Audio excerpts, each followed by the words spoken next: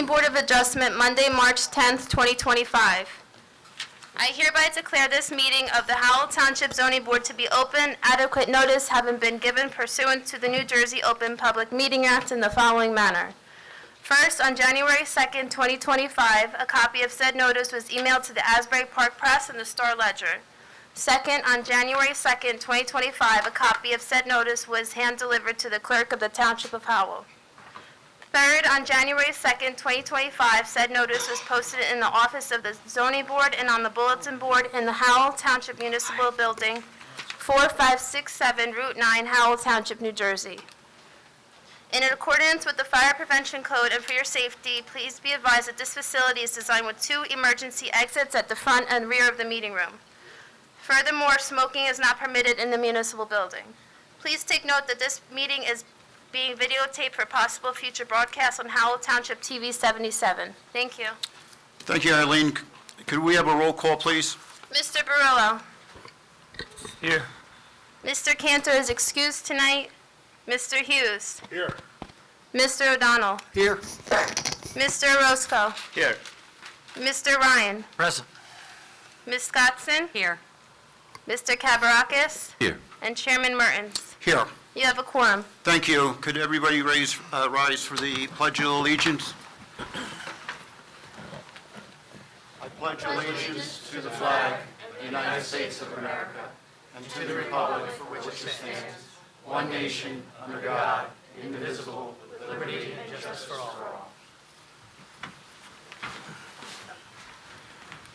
Okay, Andy, could you swear in the professionals?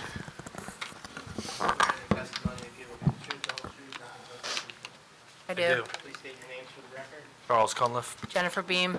Barry Spiro. Professionals are sworn, Mr. Chairman. Okay, thank you. Eileen, do we have any minutes to approve? No minutes to approve tonight. Correspondence? I have one thing for correspondence tonight. Case number BA 2422, Kevin and Danielle O'Connor, will be rescheduled to March 24th, 2025. If anyone is here in the audience for that application, it will be rescheduled to March 24th. The expiration date is May 15th, 2025.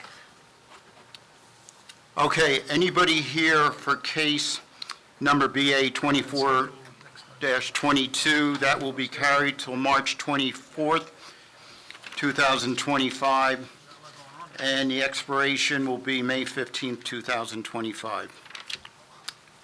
So that is the first one. Before we start, we are going to make one change on the schedule tonight. The last case, which is a pool application, will be going second because we don't anticipate that being a long process with that application. So we'll go with the first one, which is on the schedule tonight. Case number BA 19-15A, Squonkum Fire Company Number 1. Use variance and minor site plan.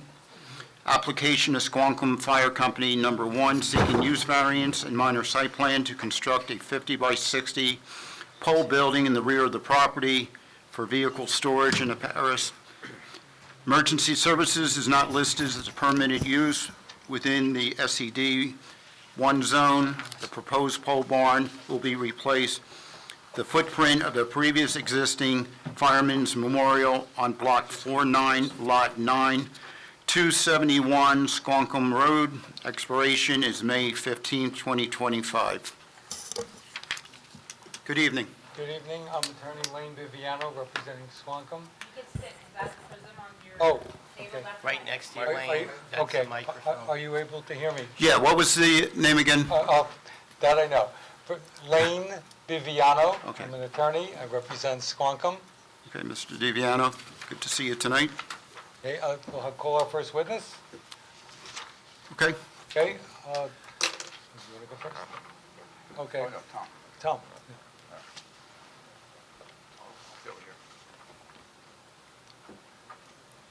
Yeah.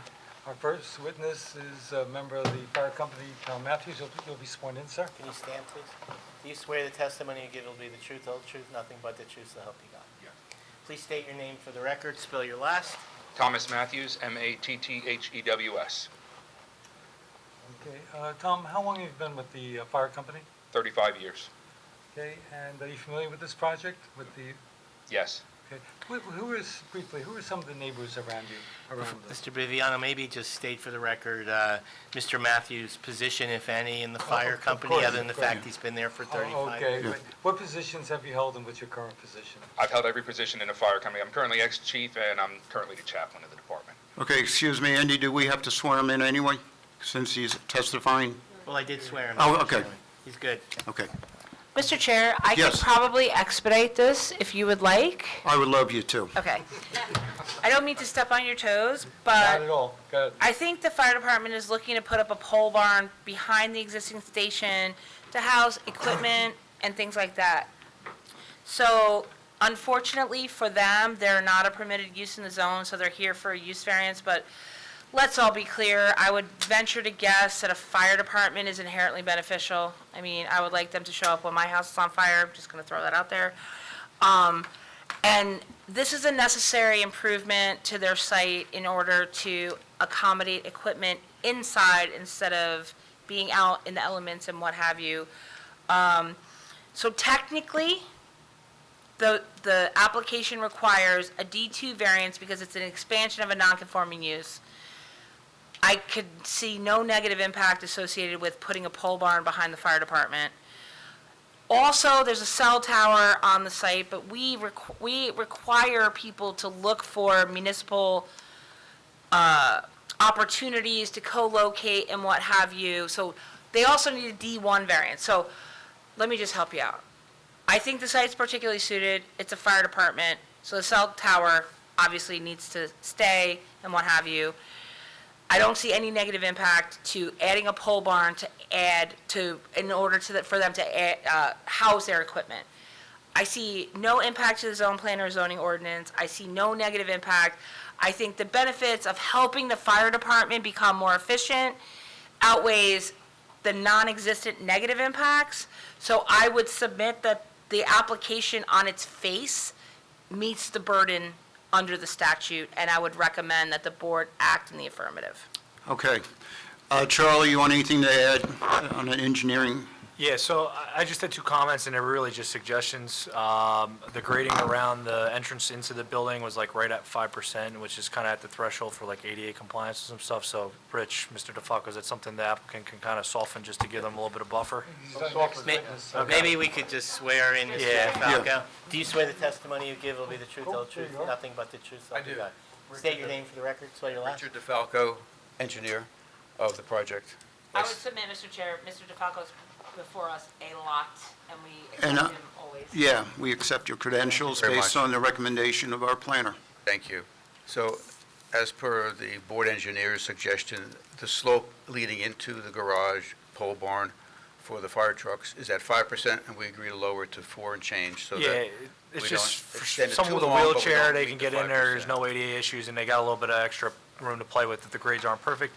And then, just a suggestion, like, anytime we see these type of uses where you're gonna be backing vehicles into a building, it would probably be a good idea to throw a bollard or two on either side of the doorway, is that Okay. something? We thought about that. I spoke to Mr. Matthews about that. And in the event of an emergency, we don't want anything to catch a hose or we want no obstructions if possible. So we'd rather not have the bollards. And they know how to back up very slowly into the building.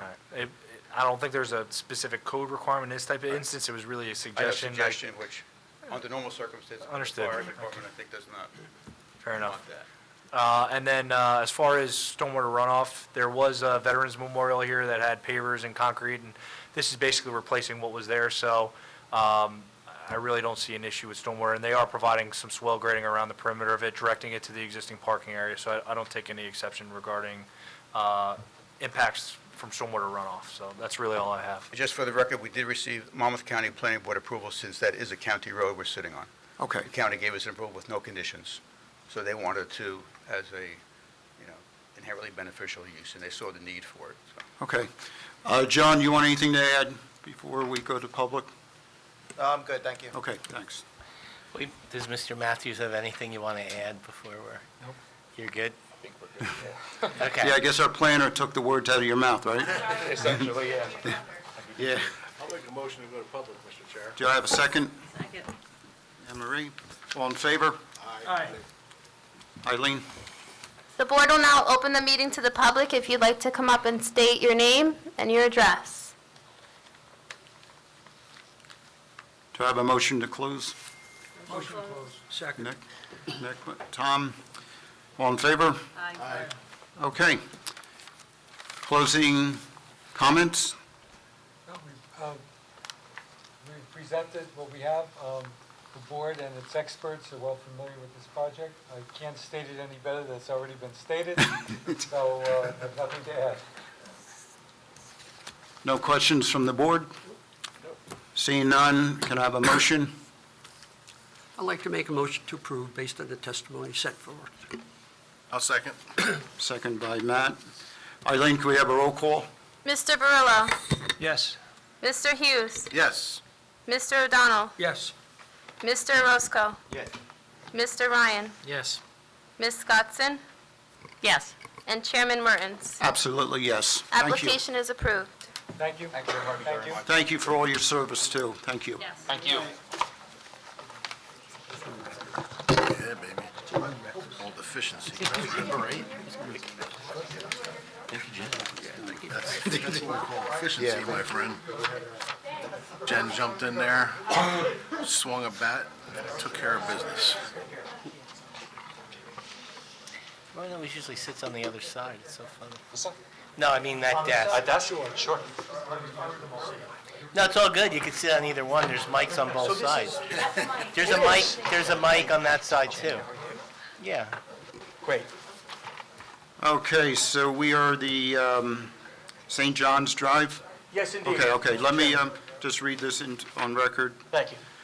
Okay, this is case number BA 24-16, Ian and Krista Thompson, seeking a bulk variance application of Ian and Krista Thompson as applicants, as owners seeking bulk variance approval for recently constructed swimming pool, slate patio that was installed 7.12 feet from the rear property line and 5.22 feet from the side property line.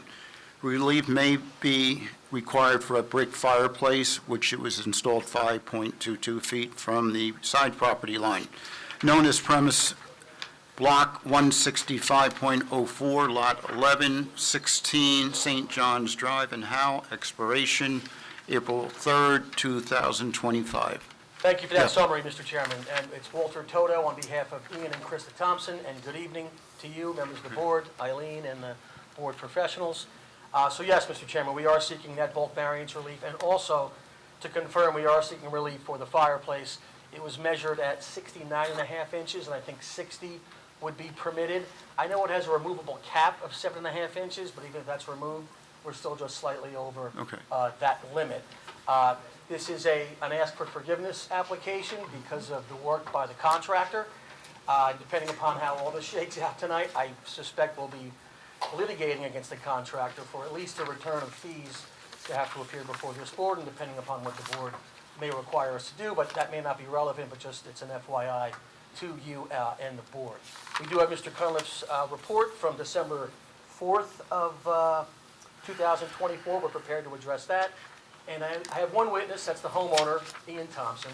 Okay. And I would like to call him Okay. to stand now. Okay, could you be sworn in? Yes. Dan? You swear the testimony you give will be the truth, the whole truth, nothing but the truth to help you God. State your name for the record and spell your last, please. Ian Thompson, Thompson. Ian, where do you reside? 16 St. John's Drive. And how long have you been at 16 St. John's Drive? Coming up on 8 years, 7 years. 7 and change. And Yep. with whom do you reside? Krista Thompson, my wife, and 2 daughters, Lily and Ella. Okay, and at the time of the purchase, what, if any, was the nature of the improvements at the rear yard of the property, or in the rear yard? So the rear yard, when we purchased the home, there were kind of multiple trees. There was some ponding that occurred in the backyard, and it was really unsightly, actually, when it rained. We didn't realize that when we bought it. The first big rainstorm, we had a bit of a flood in the backyard. Fair enough. Okay, and so at this time, what are the specific improvements at the rear yard? or in- So we have the pool, we have a patio deck, fireplace. We have grading, we have some downspouts that go underneath the ground, connect to a box drain, so we alleviated the flooding that was occurring in the backyard, and some drainage that goes to the front. Okay, and who performed those improvements? Landscape Designs LLC, and the pool company was Fortunato. Okay, were you aware of the rear yard and side yard limitations in the code of the Township of Howell? It was not. Okay. Do you recall discussions with the contractor wherein the side yard and the rear yard limitations were discussed? I don't recall any conversations. They told me that they were aware of what all the rules and regs were for the township, that they've done work there multiple times, and that they would handle all of the permits and make sure that everything was where it was supposed to be. Okay, and when were the dates of construction? So we started in February of 2022, and it ended in July or June of 2022. And how did it come to pass that you learned that you were in violation of several of the limitations regarding rear yard and side yard setbacks? It was the final inspection on the pool. The plan that had been submitted, so when we first got the plans drawn up, we had two options. We went with an option where the pool ran parallel to the back of the home. That's the way the pool is set now, and also we did perpendicular because there was enough room to do it. And they had submitted, the pool company submitted the plan with a perpendicular pool, and that's what the inspector was expecting to see when they walked in, and it was not there. And so when I explained that, he said, well, you're also too close to the side and the back property line. Okay. And I said, I wasn't aware of that. And so that's when I came to deal with And it. that's the genesis of the application before the board. Have you received, well, let's do this first. Describe the fireplace and its height and how you measured it. Sure. So the fireplace, it's like you said, it's 69.5 inches tall. I measured it with a tape measure from bottom to top, and then I measured the cap on top. It has, as you would imagine, a box for the fire, and then two kind of side boxes that are lower down for firewood that go on the sides. And do you know your neighbors on either side and to the rear? Yes. Are any of them here tonight? No. Okay. And what, if any, have been the nature of discussions, if you've had any, with your immediate neighbors, your adjacent neighbors? Yes, we've discussed this actually plenty, and they are aware of it. My neighbors on the side where the fireplace is located have no issues with it. They have been in the backyard. They love it. They think it's beautiful, and they actually, they think it's very nice. And no issues with the placement of it. And we did talk about, how it is a little bit closer than it's supposed to be. Fair enough. And so you mentioned ponding before. Have you experienced any ponding in the rear yard or even in the side yards or front yard at this point? At this point, no. Okay. No more ponding. And do you have a basement? No. You don't, okay.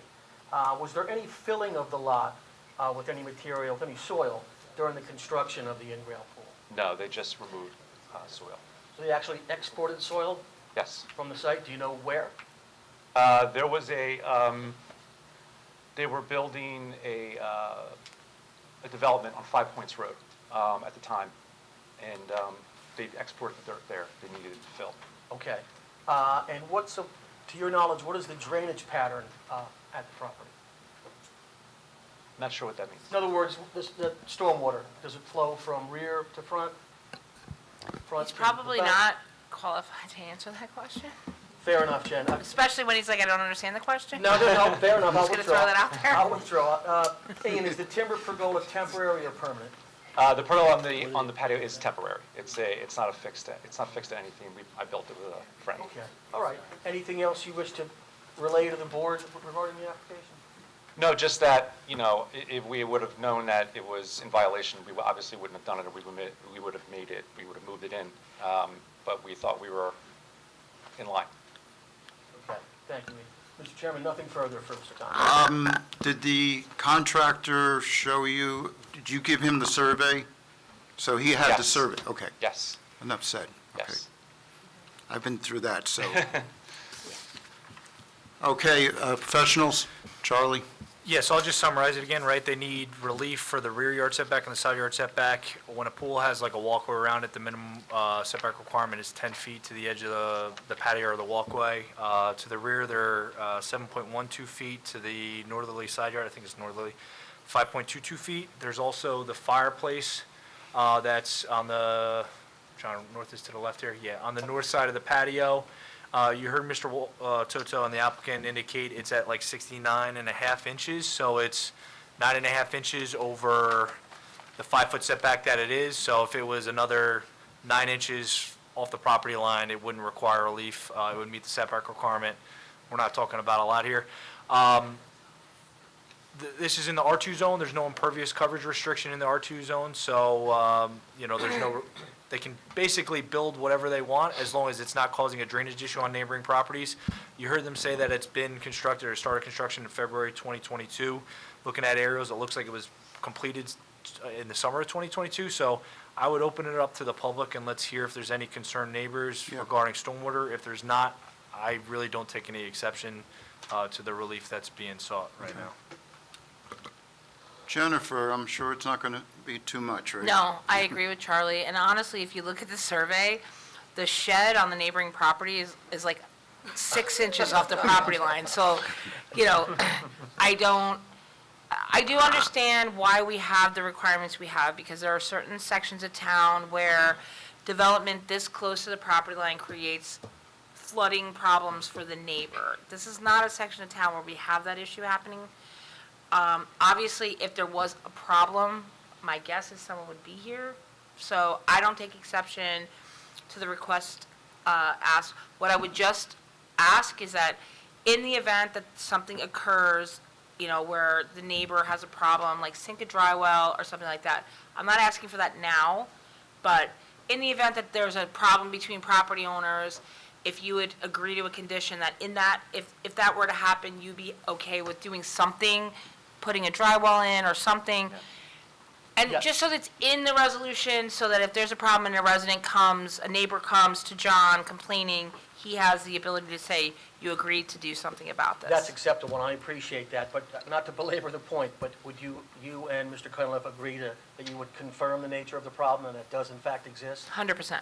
Fair enough. I mean, I'm not the person to ask. I'm more than happy to bill you for it, but I would say that's probably more of a Charlie situation. No, I think it's an excellent question, point. Yeah. And, It's acceptable. and you could have a new neighbor, so you never know, so. Sure. I think that's a great idea. John, anything? Nope, I'd just like to thank the applicant for coming in and putting in the application, and we've received no complaints since the installation of the pool, so I have nothing on record, Okay. nothing to report. Okay. Procedure, open to public? Yeah, I'll make a motion to open. Second, all in favor? Aye. Okay. The board will now be open to the public. If you'd like to come up and state your name and your address. Do I have a motion to close? Motion to close. Second. Okay, all in favor? Aye. Okay, I guess you're going to have a lot of long summer, right? No, nothing further. I know you have a busy agenda, Mr. Okay. Chairman, nothing further. Mr. Chairman, I have a question. Yeah, sure. How do we not see this until the last final inspection, that the pool is in the wrong direction? That's a construction department issue. It's not the resident's fault, it's, No, I'm not saying, right, but that's a. I'm just curious how it got this far, that no one caught it along the way. And we're happy to answer that, Jen, if you don't mind. Ian, just how did it come to pass where what you wanted originally was something perpendicular to the home, but it ended up being constructed parallel? I mean, I know you're not in construction, but it just all of a sudden, it happened at the last inspection where you realized, geez, this thing is not in the right direction.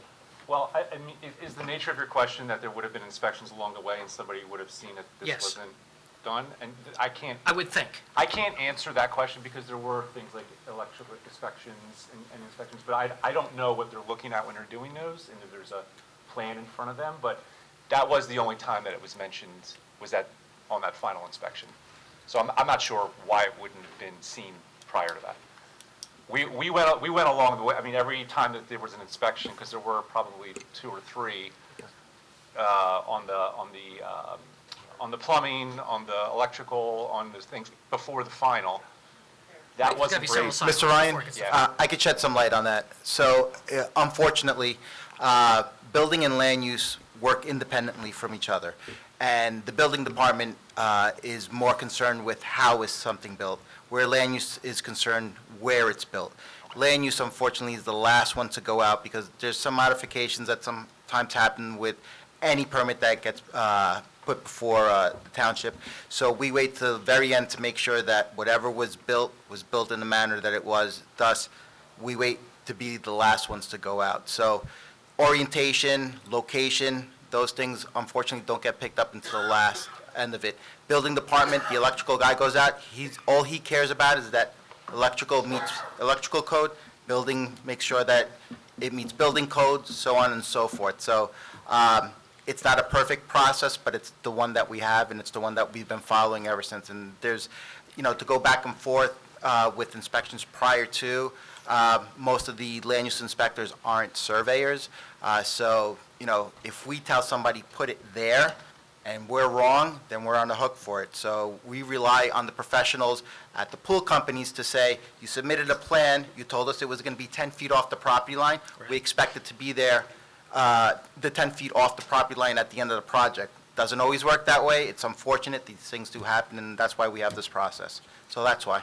Okay, Yeah, thank you, did John. you have a question?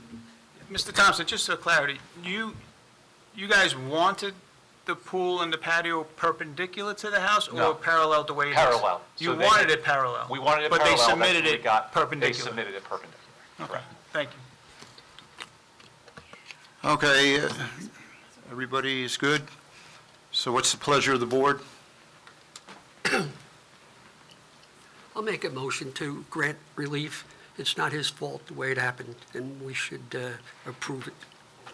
Okay, Mr. O'Donnell has a motion. Do we have a second? Jose with the second. Eileen, can we have a roll call? Mr. Barillo? Yes. Mr. Hughes? Yes. Mr. O'Donnell? Yes. Mr. Roscoe? Yes. Mr. Ryan? Yes. Ms. Scottson? Yes. And Chairman Mertens. Mr. Thompson, I've been down this road, as probably Jennifer remembers, 8 years ago when I first joined this board, I had the same situation. Okay.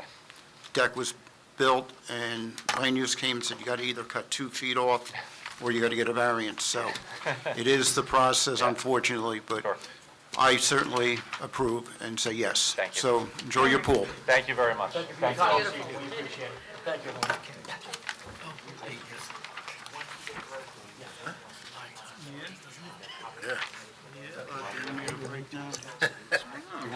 Yeah, maybe. Eileen, before we start, can we just have it, we're going to have a short break. Sure. The board will now take a 5-minute break and reconvene at 7:38 PM. The meeting will now reconvene. Okay, our already last case for tonight is case number BA 2304, Omnicon Realty LLC, use variance and major site plan. Application of Omnicon Realty LLC as applicant and owner seeking use variance and preliminary and final site plan approval to construct a 2,480 square foot sales office for used car sales, as well as a parking area containing 30 stacked vehicle display spaces and 7 customer parking stalls. Other site improvements are proposed on the premises known as Block 175, Lot 35.01, 945 New Jersey, Route 33. Expiration is April 1st, 2025. Good evening. Good evening, Mr. Chairman and board members. My name is Vince Halloran. I'm an attorney from Freehold, and I represent the applicant. Okay. My name is John Sukas. I'm the owner of Omnicon. Okay, now, what witnesses do you have? Do you want them all sworn in one time? That would be great. Okay. That's what I was going to suggest, as a matter Yeah, of fact. we normally Witnesses would will be do- John Sukas, who's the principal of the applicant. Okay. Christine Cofone, who is our planner. Yeah, I've seen her a few times. Yeah. They can't hear either one of you. Either one of you. What was your name, sir? My name is Vince Halloran. Also, John Sukas, S-O-U-K-A-S. When you talk, just talk into that mic over there. This one or that one? Well, You can talk into that Is one. that a mic? By the Yeah. way, I Yeah. can't hear, so I understand everybody who has Yeah, to hear. that's a mic right there. Okay, thank you. I'll do my Okay, but best. everybody being sworn in, could you all stand? You're going to be testifying, right? Okay, thanks.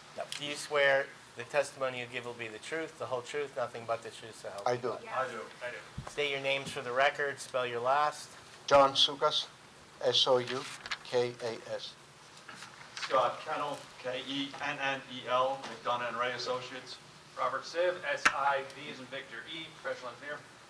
Christine Cofone, C-O-F-O-N-E, professional planner. Thank you all. Okay, Don't just sworn. so I take it your first witness is the applicant? Yes, that's Okay. correct. Okay, it's all yours. Okay.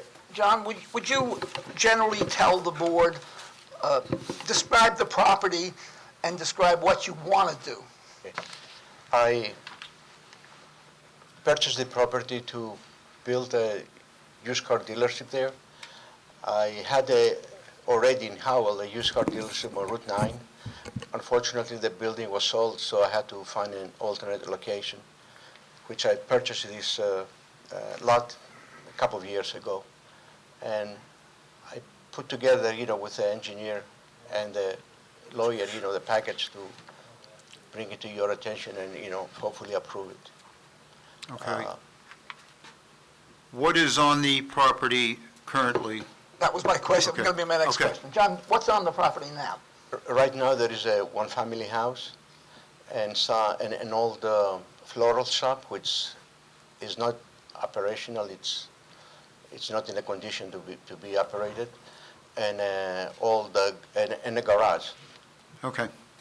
By the way, if any of you are as old as me, you might remember that was Ed Quartz's flower shop. He was the mayor 50 years ago, so I know you're all young people, so you might not remember Ed. Okay. John, what are you proposing to do?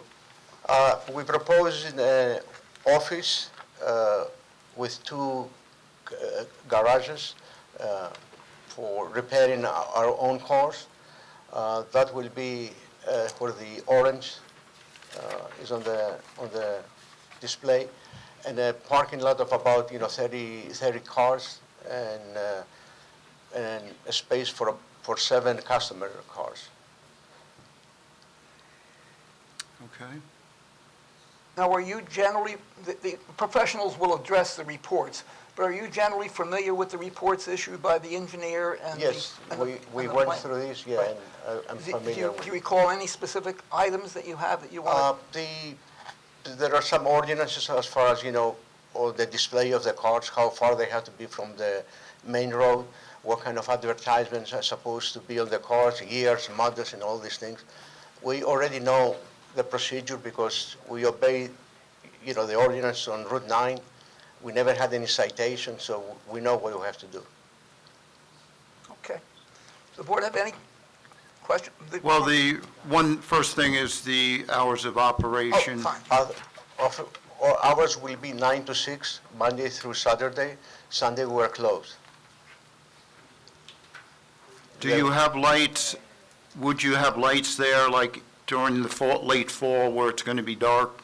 Yeah, lights will be in the parking lot, most likely will be LED with photo cells that will go on and off automatically. Okay. And I believe the engineer would testify more Oh, about yes. the No, lighting. no, with Yeah. the engineer and the planner. Yeah, I just wanted to get an idea of the hours. Charlie, Jen, I'll let you go first. So how do vehicles that are going to be for sale, how do they get to the site? Do they come on like a hauler? Do they come on a flatbed? There is an auction house less than a half mile away on each side, and we buy them from there, and we drive them with drivers, one car at a time. Okay. So There is no haulers coming in or out of the so it's the property. Cartech further west on Right. 33? Okay, Right. so you purchase it from there and then you drive it one by one Right, over to this right. site? I mean, Okay. I take if I buy 5 cars, I take 5 guys, I subcontract them and they drive them to the Yeah, property. so there's no car haulers that are going to be No. parked on the side of 33? Well, there is and- no space for a hauler. I understand there's no space for it, but my experience is that doesn't matter. The car hauler's gonna park where they park. So our concern is if you're bringing vehicles from somewhere else, like this this is a use variance and it goes with the land. So, you know, we can't anticipate that everyone down the road is gonna do business with someone 5 lots away, which, by the way, are still not compliant with their approvals, just so you know. So,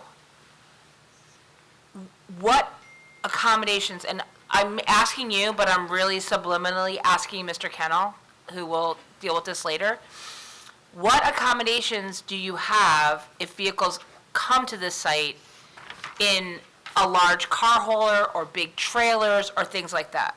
Because you can't prevent it.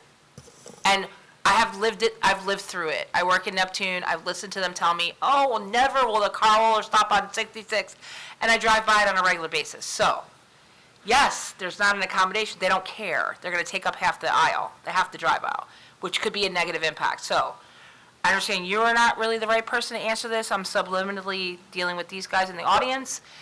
This is something we're gonna have to deal with when you guys come up. Can I give you Mr. feedback Chairman, though? and Jen, do you mind if we interject a witness when the issue comes up like this? Or do you Just want- finish with him, and Yeah. then we can deal with that. We can put a pin in that comment. I just wanted to get it out there Oh, thank you. so that, you know, he's gonna have to, and I see them brainstorming, so I'm good. Can I, Sure, can I reply to your question? of course. It doesn't pay to hire a hauler, which is, half a mile away, the auction, and to bring it, it will cost me tremendous amount of money, for. I understand that that's you, but as I said, this is a use variance that will run with the land. So at some point in the future, you may not be here, and someone else may have a different financial viewpoint on bringing cars with a car hauler. And so we need to make sure that these issues are thought through and dealt with, whether you're planning on doing that or not. Because understand. someone in the future may do it, and we all know that there's not a large shoulder on 33, and it could become problematic. So I that's why understand we're your bringing it up. I understand your concern. Well, Thank you. Scott will address that, but- 100%. but there could be something in the resolution. I mean, I understand. okay, thank you. I'm sorry. No, I was just trying to keep out of their line of sight because if you can't see what they're saying, sometimes I miss it. I'm sorry. Okay. More questions of John? Board members, Matt? Is there going to be any service being done to vehicles on site? Service only on our own vehicles, not customers.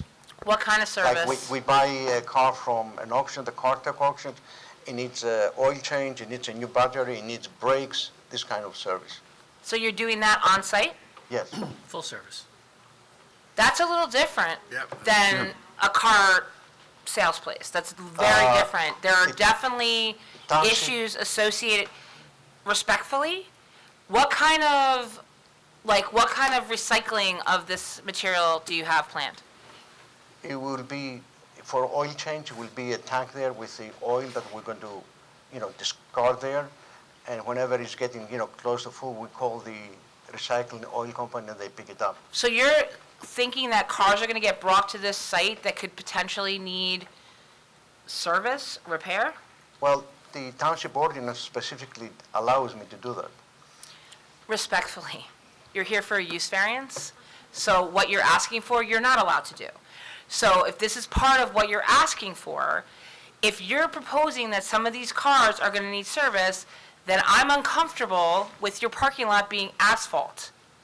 Then the parking lot needs to be concrete, because any kind of vehicle storage that has the potential for anything to leak, like you said, batteries, oil, et cetera, we don't want leaking through asphalt, we want concrete. So this is a little different than just straight sales with a parking lot with a small office. Where is the service going to take place?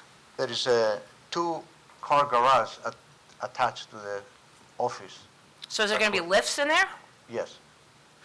So this is a little different than we were anticipating Yeah, I agree. in this use. So just to clarify, the service that you're doing, so when you buy vehicles from CarTech right now, they're in serviceable condition, right? They can be driven, there's not major damage or auto body repair associated to those vehicles? Most cars, when you buy them, they always need something. 99% of the time, they need some repair. That's why the car is at the auction. And, we take the car in there. If it needs brakes, we have to change the brakes. If it needs oil change, as I said, or any other kind, like a alternator, regulator, it has to be repaired before it's been sold. Okay. John, is that similar to what you did on Route 9? Exactly the same. In Howell, yeah. What's the site in Route 9 that you say that you operated from? Do you know the address or the block? 1209 Route 9, Howell, New Jersey. 1209? You get it? I mean, my concern is your application doesn't talk about this at all. It talks about an office and a used car lot. It doesn't talk about auto body repair. So I respect that you think that, we allowed this in the ordinance, but if you applied for it, that's one thing. But you didn't ask for this. You asked for an office and a parking lot. I will have the engineer, I believe his This drawing. is not really even a question for the engineer. This is a question for your attorney. Your application is not asking for this use. That's not what you applied for. Oh, okay. I believe that we were under the impression that part of a used car dealership was getting the cars ready, to sell. If I was, no facilities for auto body repair or mechanical repair should be permitted. I'm sorry, what are you quoting from? The ordinance. Oh, I'm sorry. So, when we reviewed it, and I think Charlie's office as well, said it complies because you didn't ask for this. And so now you're asking for it. There's no repair allowed. So that's another use variance that you didn't ask for. That's two use variance.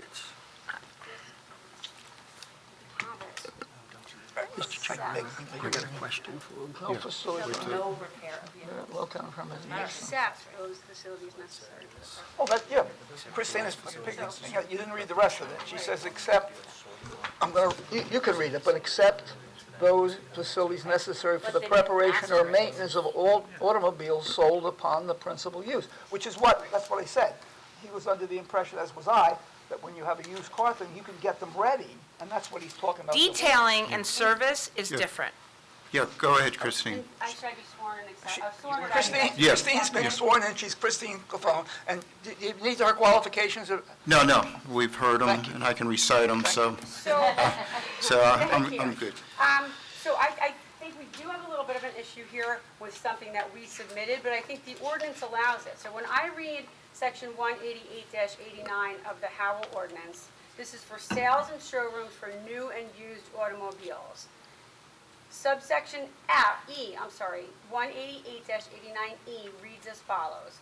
No facilities for automobile body repair or mechanical repair shall be permitted to be located on the premises used for sales and showrooms of new or used automobiles, except those facilities necessary for the preparation or maintenance of automobiles sold upon said premises, and only where said facilities are clearly incidental and subordinate to the principal use. So the way I read that is, if you have to repair a car that you went and collected at the auction and you're getting it ready to sell, you can do that. If I decide, oh my goodness, I've been to 400 planning boards this meeting and I need my oil changed, I can't roll in here and get that done because my car is not for sale. So that's, however, we submitted in conjunction with this application a letter from Mr. Sukas, which this letter of affirmation is in reference to item 19 of the application checklist, which is going through the conditional use standards. And on E, when he says, there will be no facilities for automobile body repair or mechanical repair on the premises. So I think that you need to clarify that on the record, because E in the letter we stated says that. So I just want the record to be clear, because this is part of the application. So anybody who reviewed the application documents would see this, and they follow A through E, which I believe were meant to be, Mr. Sukas said, I don't want to speak here for you, but A through E is the conditional use standards. So I think we need some reconciliation on what you intended when you prepared this statement about Also the obviously traffic. repair. Also, I just want to interject. The traffic study also identifies this as separate maintenance garage. So honestly, I understand what's being presented. I think the application is not consistent with what you're asking for. Between the application that talks nothing about this, the traffic study that calls it out separately as a maintenance garage, and Charlie, I think you even called that out in your letter. that could be a problem with the conditions.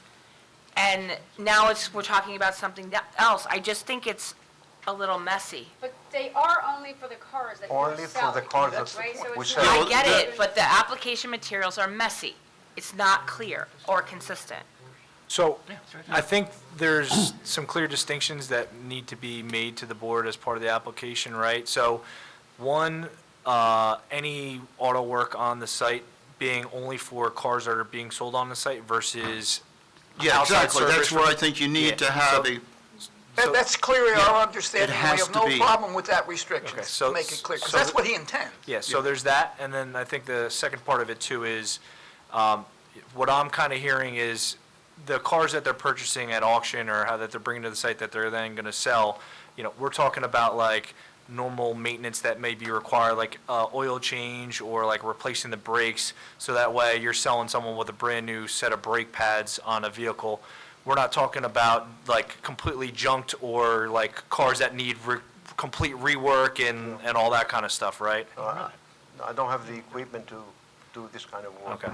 But your conditional, I'm sorry, Charlie, but your conditional use statement says very clearly, there will be no facilities for auto body repair or mechanical repair on premises. Meaning from outside. That's, but that's not clear. I'm just No, saying, it's not clear. then the ordinance is not clear. Your application is unclear, is what I'm telling you. It's inconsistent with what you're telling us.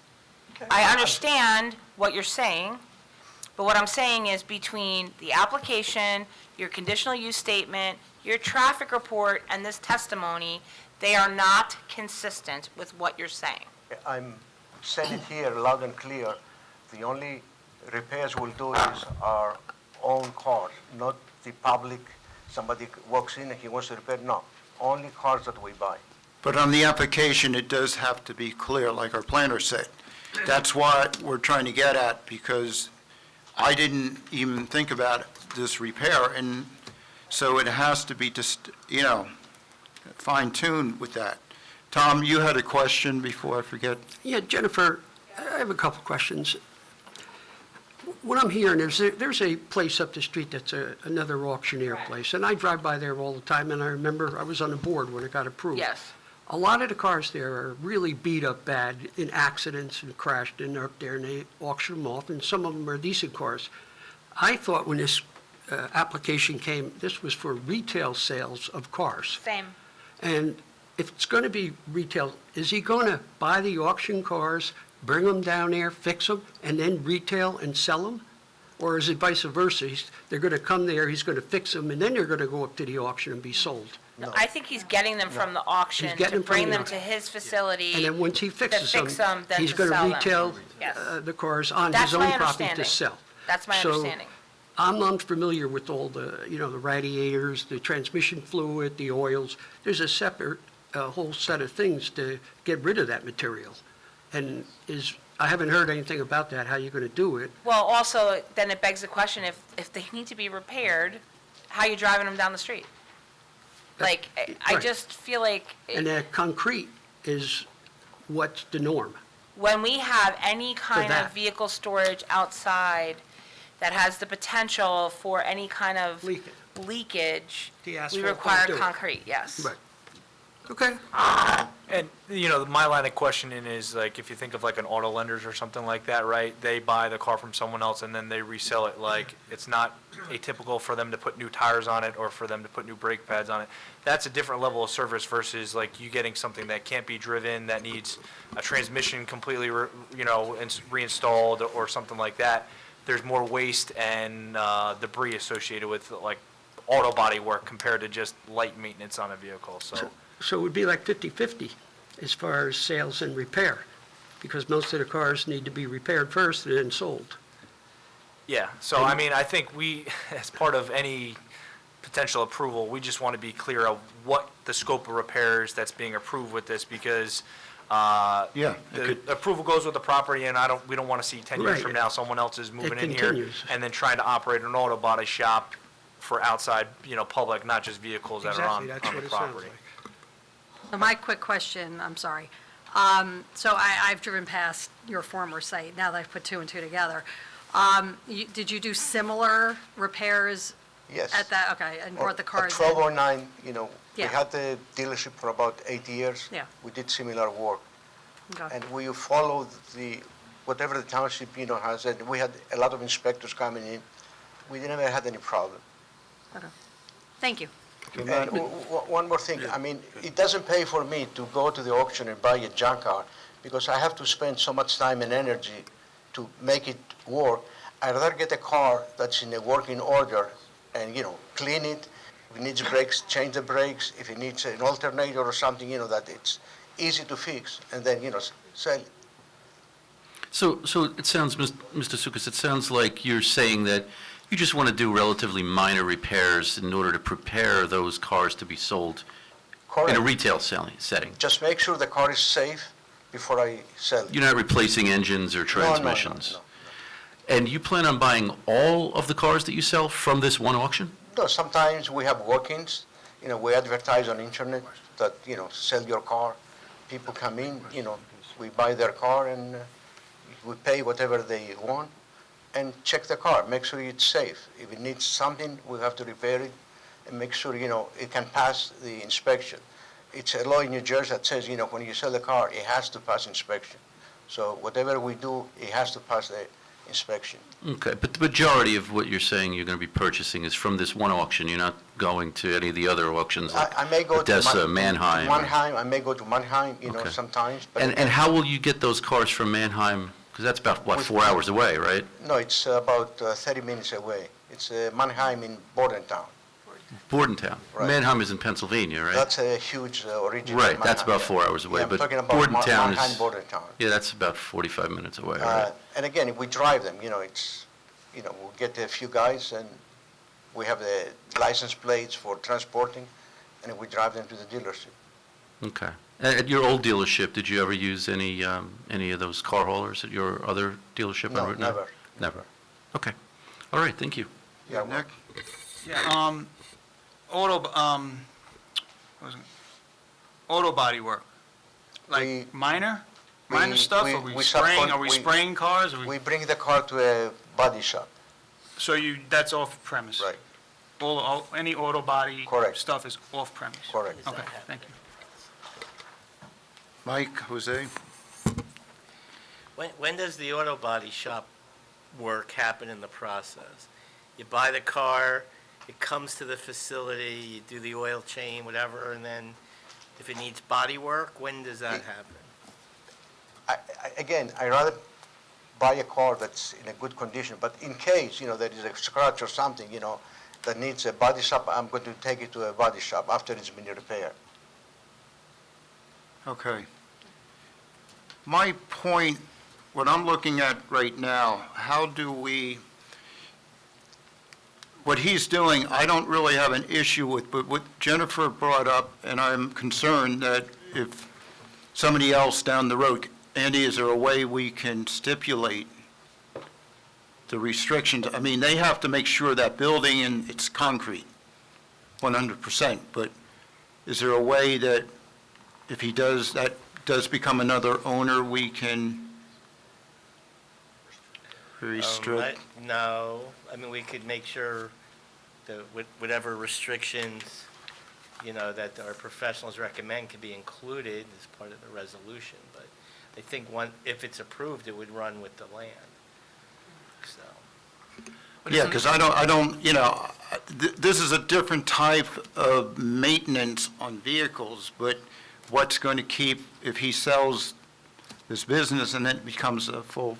Yeah, if someone else has a used car lot and then decides to do half-hour oil changes, I think that's kind of what we're thinking, you know. Yeah, so how do we prepare for that scenario?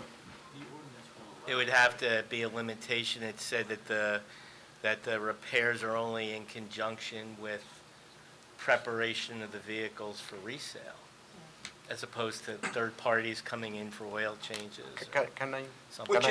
Which is consistent with what the ordinance says. So if you had in your resolution, you know, that's the restriction. I mean, that's what's anticipated, you know.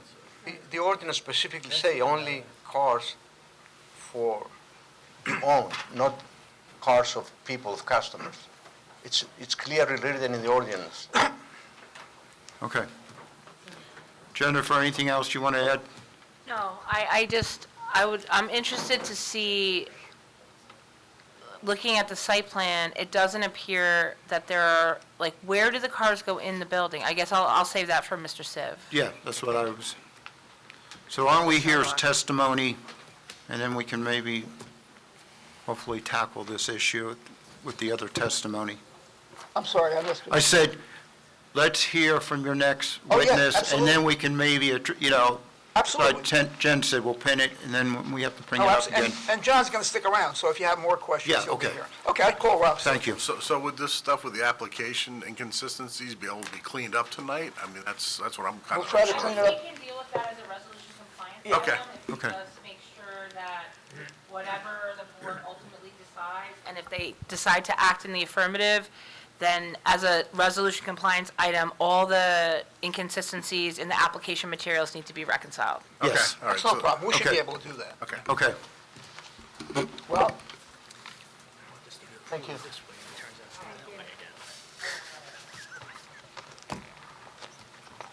He's introduced himself, he's an engineer. Has he appeared before? Yes, he has. Just as long as your license is current. It is, yes. I know, I can recite You didn't- your you didn't ask me credentials that. too. Thank you. So, Chairman, appreciate it. You didn't ask me that. Hopefully it didn't lapse from 2 weeks ago. Rob, would you generally All right, so I heard, describe your view of the application? I heard a couple of different items and questions. I'll try to tackle them one at a time as we go.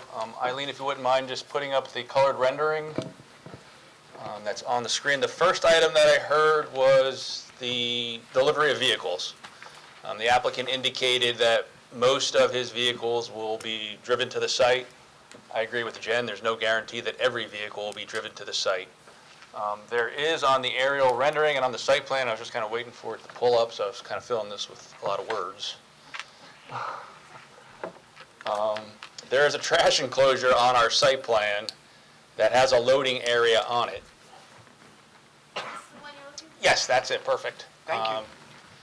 Is that marked, do you know, Rob? I don't know if it's marked. We probably It's don't A- mark I don't it. think we marked it. A20, it's So, marked. All right, A20 is an aerial exhibit of the site. It's prepared by my office.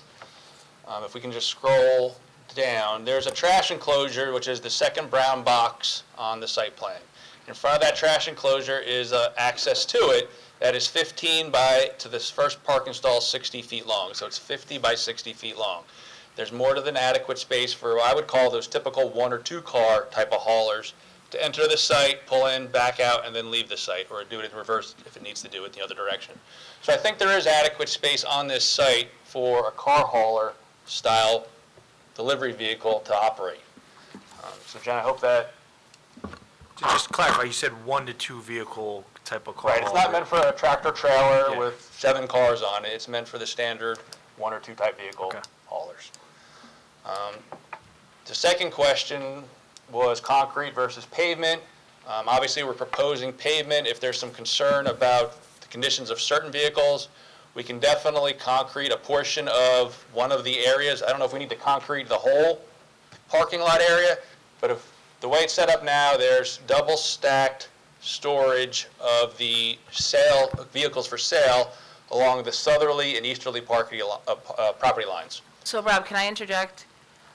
So I understand that not every car that's brought to the site is in need of repair, correct? Correct. I would say correct, yes. So would the applicant be amenable to putting concrete on those 14 tandem spots that are like immediately underneath the trash enclosure? And In this Yep. location? Yep, so that if the cars are in need of repair for whatever reason, oil, battery, whatever, they would be stored on that concrete pad pending service, but the balance of the display would be on pavement, and we would anticipate the cars on the pavement would be those that are like driver-ready. I have no objection to that. I agree That with sounds that. reasonable. My only comment would be to answer your third question is the overhead doors to the building are in front of the southerly portion of the proposed Is that building. flush curb there? Or That like is it flush curb there, yes. Okay, so. So I didn't know if we wanted to put the cars that are in need of greater repair closer to those doors or farther to those doors? I mean, So I don't care where they go. I'm trying to save you from putting making the whole site All right, concrete. yes, that's no problem. We'll so- do these 14 stalls in concrete, and that'd be fine. But to answer The one that are immediately under the trash enclosure on the eastern side. on the right easterly there. property line. And then the 2 overhead doors are on the southerly portion of the building to get inside that building area, and there's 2 overhead doors there. So I think that was the questions that were engineering related. Where are the containers for the transmission fluid and all that kind of stuff? Where do you have those located, and how do you dispose of them? That's more of an operational question for Mr. Sukas. I would believe that they're stored inside of the building, and then that he has different agreements with different recycling companies. But You want him to come up and answer you? Yeah. John, come on, talk to the mic. Yeah, put it on record, because that's a good question. Can't hear you from back there, so. Important. The tanks that are like, probably 55-gallon tanks, they will be stored inside the garage, and whenever they are ready, for, discharge, we'll call the corporation that does the recycling, and they take them out, and they give us another empty. Where they send trucks with tanks and they drain them out? Usually it's a truck, they come in, they pick them up with some Oh, kind they of. pick them up and exchange And then they them? have, yeah. What about painting? You're going to paint cars? No. So, I mean, if you get a brand-new BMW that's working great, but somebody scratched the hell out of it, you're not going to buy it just to paint it? Or you send it out to a body shop? We'll make sure the car runs, and once it's running, then we'll take it to a body shop for But you repairs. wouldn't paint it there? No. Okay, that's it. Mr. Sukas, how about tires? Do you replace like new tires on the vehicles when you get them? If a car needs a tire, we'll buy a tire and we'll just replace it. All right. But when you buy something used, it's not like we're switching all 4 unless they're completely worn down? If it needs all 4s, we will change them. Okay. So, and then if you were to store the tires before they get picked up to be disposed of, would they be stored inside the building? Is there any kind of corral that you'd have outside the building? Again, we don't do it ourselves. We go to a tire place and we replace the Okay. tires. All right, so you're not doing that, any No. of that on the No. site? No. Okay. Anybody else from the board? Question for the engineer. On the north side of the property, there's something there on the rendering. I can't quite make it out. It's like some kind of grid. this is, right here, Yeah. that is a proposed underground stormwater management system. So Okay. it's pipes inside of stone that collects runoff from the paved parking area and infiltrates it back into the ground. And the top will be stone? The top will be stone, yes. All right, thank you.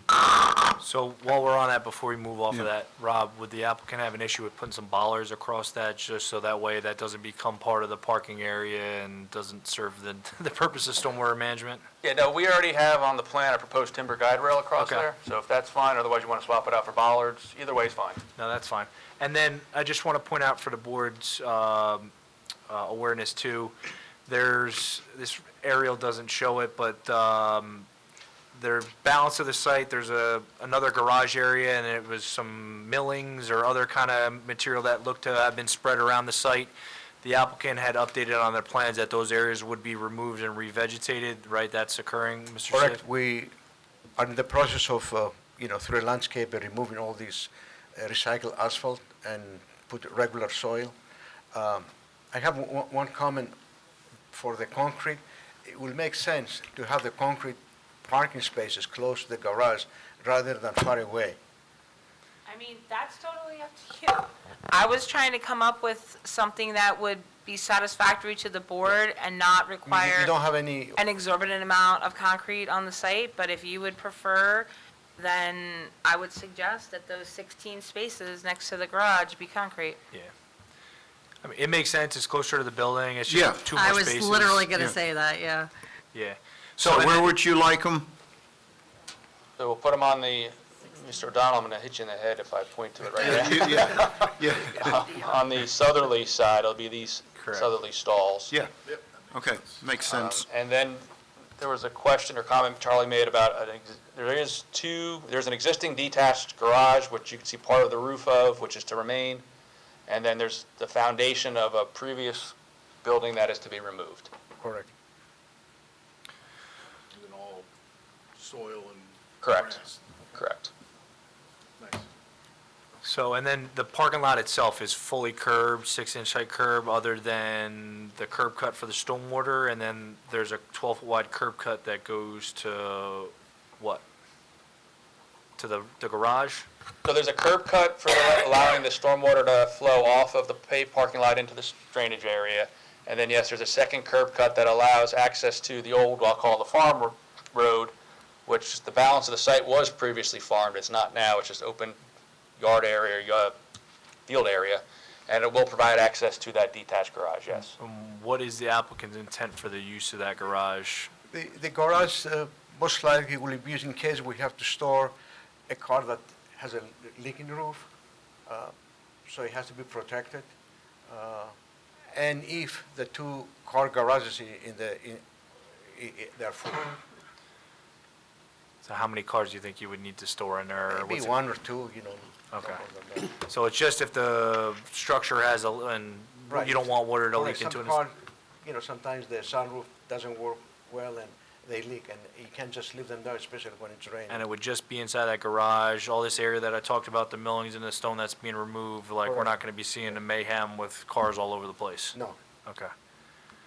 Is that structure sound, so it doesn't need any repair, the existing garage? It looks, in a good order. I mean, it's old, but it's usable. Okay. So, and then the existing dwelling that's on the property, that's to remain? That is to remain, yes, and I'm glad you brought that up, because one of the things I wanted to mention, and then we got sidetracked with all these other questions and comments, which were good, is we, right now, on our plans, propose a 30-foot wide access driveway to the main parking field, and then we also propose to keep the existing driveway, which we were going to use for the residents. So we had two driveways on Route 33. This application obviously was submitted back in the summer of last year, I think it was. And we've had a number of applications go before the DOT, and they keep coming back to us now and saying, we're not giving you two driveways on one lot, but they want you to subdivide the lot, create a lot for the residents and create a lot for the commercial building, and then we'll give you the two driveways.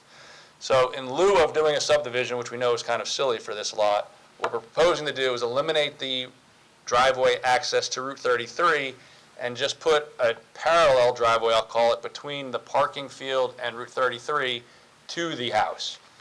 So that when you make the turn into the driveway, and again, don't want to, if you pull into the driveway, you'd make a left, and then we'd have a driveway that would just run parallel, 12-foot wide, that would go to the house. And what that does is that just eliminates the driveway that's there now. Do you have any kind of exhibit that kind of shows that for the board's consideration, just so we can see? I don't have an exhibit other than it'd be, like I said, a 12-foot wide driveway that would just come off of this driveway and just run parallel to the parking field. What's going to be the use of, is it going to stay as a residence? Is it going to operate in Yeah. conjunction with the used car lot, or I'm planning to keep it as a residence if I can. do you occupy it? Does an employee It's a occupy rental it? property. Okay. Residential, okay. And then as far as, so the residence that's there is on a septic system, does the Correct. new building have bathrooms, and is that going to be tied into that septic system, or is it going to have? It has So a both- brine. So both the existing, what I'll call the floral shop building that's there now, and the residents are utilizing one septic field. They each have their own tank that connects into one septic field. That was recently approved, I say recently, about 2 years now, approved by the health department, and a new septic system was installed. And we will continue to use those two systems for the new building and the existing dwelling, yes. So And they're sized accordingly. Yeah, so the applicant will get sign off from the Board of Health that the change in use, there's no issue. Correct, and we have a letter from them that they reviewed this application and they have no objection to I it. think there is something in there. Is there something already? I think so. Okay. Yeah. Just so I understand, that house is going to be leased out or rented to someone. It's not going to be associated with the building. No. And if you can't rent it, and you want to associate it with the building, you're going to have to come back again. For what So you got to reason? make up your mind which way it's going to go. It's, right Because now, we it's a don't rental. allow, we don't allow multiple principal uses on a single lot. And so whether the board acts in the affirmative on the application is based upon the testimony regarding the use of the structure. If the use of the structure changes, I think this is what Mr. O'Donnell is referring to, you have to come back here to get their approval. You I can't just understand. arbitrarily change how that's used. I understand. And you'll hear a little bit more on the uses from the planner, and we'll discuss that a little bit more then. Anybody else from the board? I mean, Yeah. I know are you going to talk about the lack of a buffer, or, can we talk about that at all? I mean, you're not compliant with the buffers on the site, correct? I know Christine's going to talk about it from a variance standpoint, but from a, did you consider the buffers at all when you laid the site out? We did consider the buffers, and it's my understanding that there's a 50-foot perimeter buffer required around a site unless you're adjacent to a non-residential, So if it's a farm, right? residential use or zone, you have a residential use on your property, and this board has required other applicants to put a buffer on the same site as their proposal. We did that over Yeah. on 524. So, Typically, the buffer's for the adjoining property, so I'm not sure why we'd put a buffer on this property if we're already next to the a commercial use. But I understand what you're saying, and I'm just saying, we need a lot of buffer relief, and we haven't So- heard about it at all. Okay, I can just, I'll talk about the buffers a little bit, I have no problem doing that. Eileen, if you don't mind just scrolling so that we can see the upper left corner of this map on the right side of the screen. There we go, perfect. So the yellow is the entire outbound of the property. And on the plan, it's a little hard to see, but you can see next to it, there's a purplish dashed line. That is the zone boundary line. All the improvements are on the front portion of the property, and they're in the HD4 zone. Everything on the other side of it, to the rear of the lot, is in the ARE2 zone. So both the property to our east is commercially developed within the HD4 zone, and so is the property to our, I'll call it west or north. So there's commercial properties on either side of us within the HD4 zone. The property behind us does have a residence on the backside of their property, which is partially commercial, partially residential, and then the backside of our lot is residential. So we have no problem providing a 50-foot buffer back here. It has no impact on what's being proposed today, because everything is outside of that area. I believe the properties across the street, again, are developed commercially, except possibly for 2 lots in the left side of the west side of the property. And again, we're not proposing any development in that area. So I believe. So we're going to need you to show the buffer. But we have no. Compliant with Shari, the berming, the vegetation, the whole 9 yards. All right. So we can provide the horizontal distance of the 50-foot buffers. I'm not sure the applicant's desires to provide the landscaping and berming in those buffers, particularly since it was historically farmed, if he wants to go back to farming it. Guys, you've been here a million times. You know how this buffer works here. I say this, I think I said this earlier, right? I've been working in the town for 2 decades, and I think we've granted relief from this less than 5 times. So, if there is a residential use across the street, you have to provide the buffer, the berm, the fencing, the landscaping, regardless. And if there's a farm behind you, you again have to provide the buffer, the berming, the landscaping, the fencing, etc. That's required. So, and there's no reason to not do it. So, I don't know that, we'll listen to the testimony, but this board is not one to grant relief on this buffer ever. So I think that wherever it's applicable, it needs to be put in. So, and I just want to clarify too, so we had cited lot 34 to the east is also requiring technical relief. So there is a commercial use on that property, but I'm fairly certain that property got approval for apartments on the second story of one of the buildings there. So it is mixed use, it does have a residential component, so we cited that needing relief along the easterly property line. So you're talking this lot here. Correct. Okay. And they don't have, they're right up to our property line with development. Yeah, they still have a residential use. Okay, It's up to you, Rick, I'm it's just up to you to put the proofs on why Okay. you feel relief is, I'm No, I was just trying to understand. putting it out there for the board's record. I understand, okay. Sherry, have you been to the site? I haven't been on the site. I've seen the site from, the road. There are Okay. some trees along the frontage that are not so great. There's some, they have a wide open area with scattered trees. I do have some comments like to remove some ailanthus trees that we don't want them to keep on site when they do this work. That's no problem, I agree with that. Do you think we have to, I agree we need a buffer, but is it something that we don't have to be making massive, expense into large size? Or, because the area in the back, we do require a buffer, and I'm 100% in agreement with that, but is it where, do you think there's enough there that we can just kind of, Currently, on the aerial view, it shows a farm, right? You're just planning to just completely desert that area and vacate it? The rear yard area? Yeah, that, Right now, it's not being farmed, there's no development proposed. I think Mr. Sukas indicated to me that he mows it a couple times a year, but other than that, nothing occurs out there at the moment.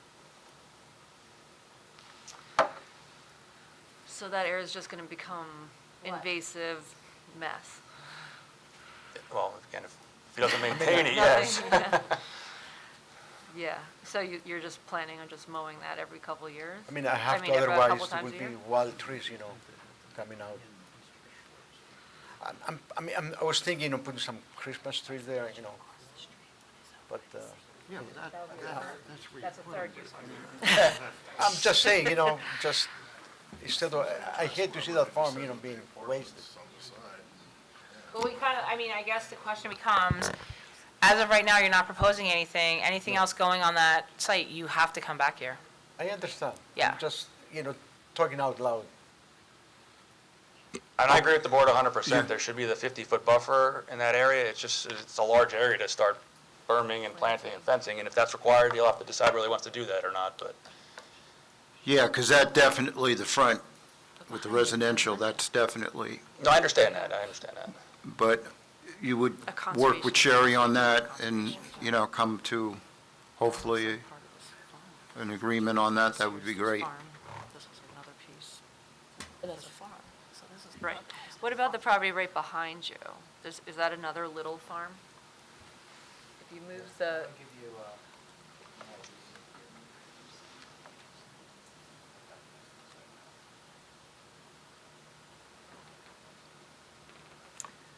Yeah, so the top. No, not, this is side, isn't it?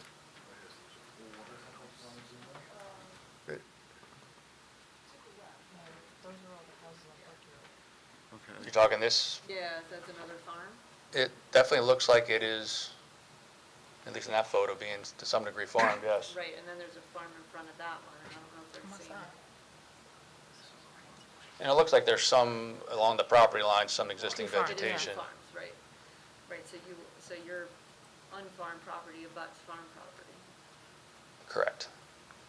So in that regard, it's a farm buffer. So that is something that this board is really passionate about. So I get it's in the back and it's not being used, but at some point you may use it. So we would recommend that the buffer be put in that location. You certainly have the room for it, and adjacent to you is a farm, so. And the goal is to protect the farm, not you. No, I agree, and that's why I said the 50-foot buffer, I think is very applicable there. Yeah. I agree 100%. So are we just talking about a matter of showing it on the plan for future awareness, or is that about showing the buffer and then them having to comply with the berming and the planting, because then that's a whole other discussion. I think what Mr. Sukas is offering or indicating is he's more than willing to put the 50-foot buffer in that area, but he's not looking to maybe landscape it, berm it, and fence it for that entire length. Nothing's proposed there now. If he decides to I'm propose okay with something that there, if you're and willing. he has to come back. I'm okay with that if you're willing to deed restrict that, but if you're not willing to deed restrict it, then the buffer needs to go in. Period. The whole thing, not just the 50-foot area. But if you're willing to say nothing's going to go back there, I'm okay with just the distance, but that's not what I'm hearing, and so that buffer needs to go in. Because, to be perfectly honest, I can envision creep. of this use, back, we've seen it how many times? The buffer needs to go in with this application. They need relief for it on the eastern property line Okay. down towards 33 because the building is proposed close to the property line and where those mixed-use development is. But in the back to the farm, it needs to go in. I would also ask if you guys have an idea as to how many vehicles would be on the property at any given time. I can't hear too. If you have a number of vehicles that would be on the property at any given time, and if you would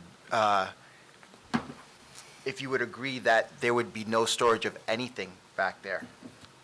Because as, To answer your first question, there's 30 spots for 30 show vehicles.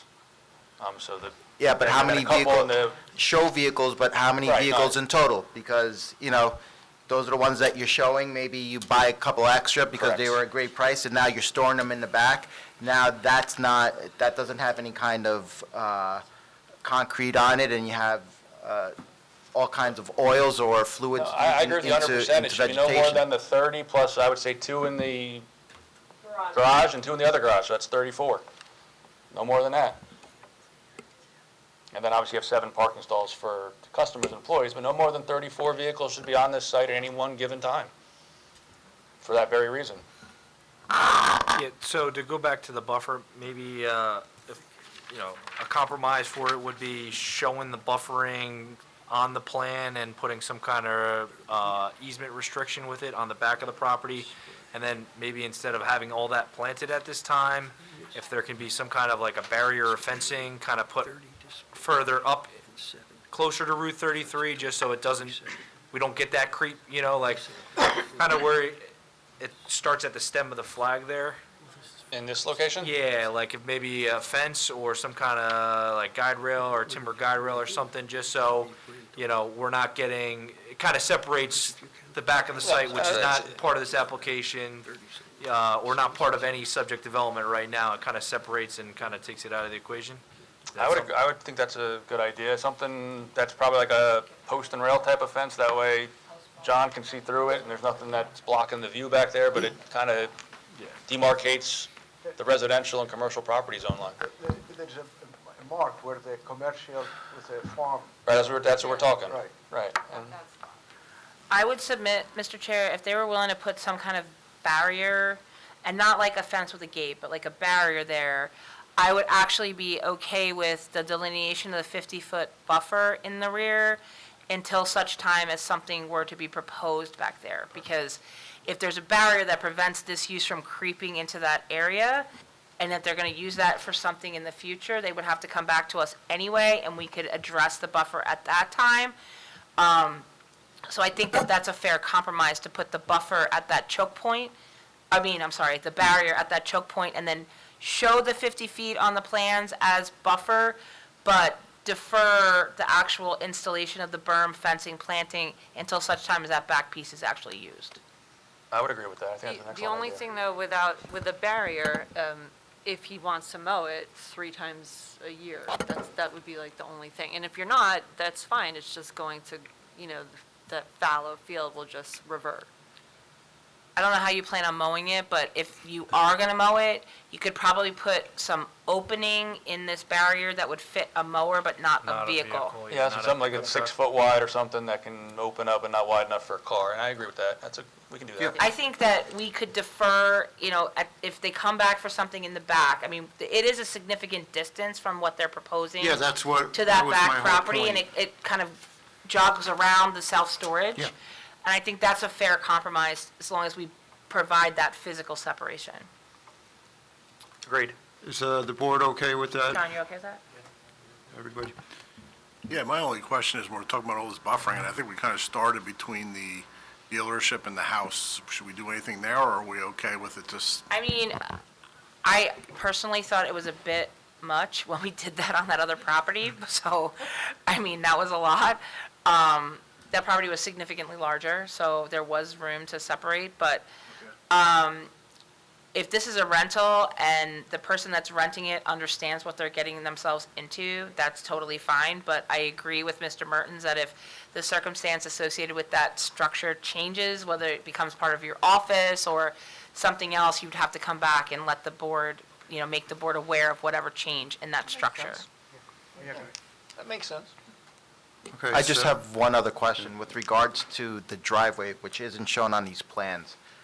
You're stating that it's going to essentially be a shared driveway, so to speak, so it's going to turn off to the left, correct? Correct. Is there anything that separates the edge of the parking lot and that driveway that leads to the house that would prevent either the business from going on to it, or the cars backing out onto that driveway and causing an issue? There'll be at least a 5-foot strip of landscaping, and then you also have the curbing associated with the parking lot. Okay. Do you think there's going to have to be some trees removed to make that driveway? I think that's the area, Sherry, that some of the trees you were Yeah, talking so about some- removing Yeah, anyway. there's ailanthus over there, there's some silver maples that are not in good shape that they're showing to save, but you really need to take those So out. we'll add additional landscaping to replace. Yeah, those. exactly, that's what I was Yes. getting at. So Sherry can give us her recommendation, that should be fine. Absolutely. Okay. Anybody else? Yes. The deck associated with the two-story dwelling, is that staying? And is the existing brick paver patio associated with the two-story dwelling staying? We don't touch anything on the house. It's right up against the building. Unless- There is a space between the house and the building. No, not, well, the brick paver patio is right up against your new building there. So the proposed building is going to start at that same common wall that's the floral shop now. So in theory, those brick pavers would butt up to that new building wall. My guess is going to be that that deck will remain, but some of those brick pavers might get reconfigured as part of the construction. It was. And the He did it, Mike Keller was the walkway that leads from the house to what was the floral shop, that's remaining? So right now, we do have it to remain. If it turns out that they get somebody that rents it that's not associated with it, they may, excuse me, they may very well remove that walkway. Yeah, I mean, if you're going to be using it as a residential property, like a rental property, there needs to be a distinction and a separation of those two. I'm thinking, If we remove the those, person who had this, the person who owned the floral shop lived in the house. So there was a commoncy there that, correct. now it's going to be like two separate, and they need to be treated. I would, I hear you, and I don't treated necessarily disagree with separately. you either, so I would not be objected to removing that if you're okay with that. 'Cause I don't disagree with you. did you plan on having a fence around the residential property to, again, distinguish? I did not know. I'm not sure you'd want to necessarily do that. There is a large yard area to the north that if you fenced it, might kind of restrict that, but again, we could do that if that's something the board wants to do. I just think, in my mind, they think of children just walking, and there's nothing obstructing them from just walking onto that commercial We can put a property. fence between the two, structures there. We can put this fence between the two structures, the garage and the office and the residential. So a fence around separating the residential, your rental property from your commercial property. Yes? Because you got the driveway coming in the side. Yeah. And I'm trying to figure out like this driveway situation. I can't visually see it in my mind, like how this is working out. I didn't have any problem having two driveways, but the Department of Traffic, they only want one driveway. So what's the proposal?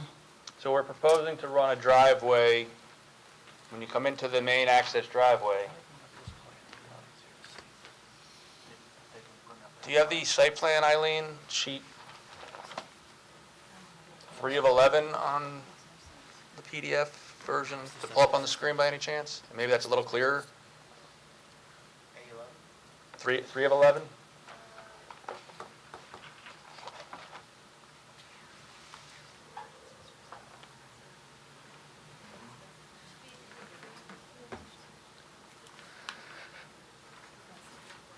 But while she's doing that, I agree with you. We can eliminate that brick pavers area, keep the deck, because I think that's part of the entrance into the building, and then eliminate the interconnecting concrete walkway so that there's no connection between those two uses.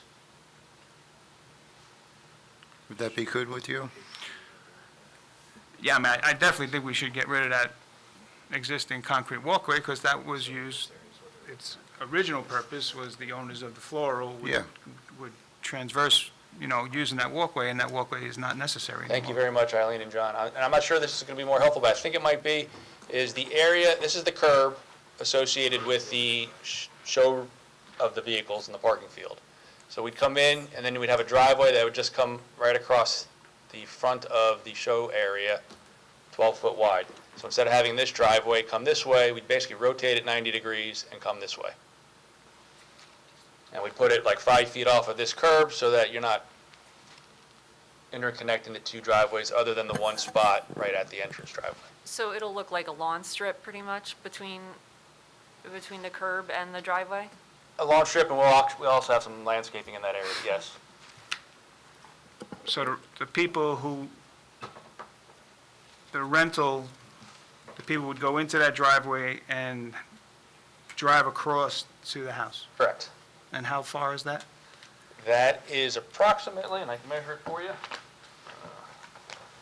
And how wide is the driveway going to be? So I was proposing a 12-foot wide driveway, and it's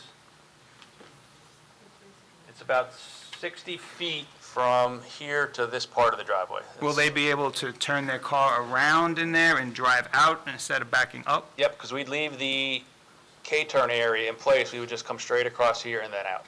So yes, you could.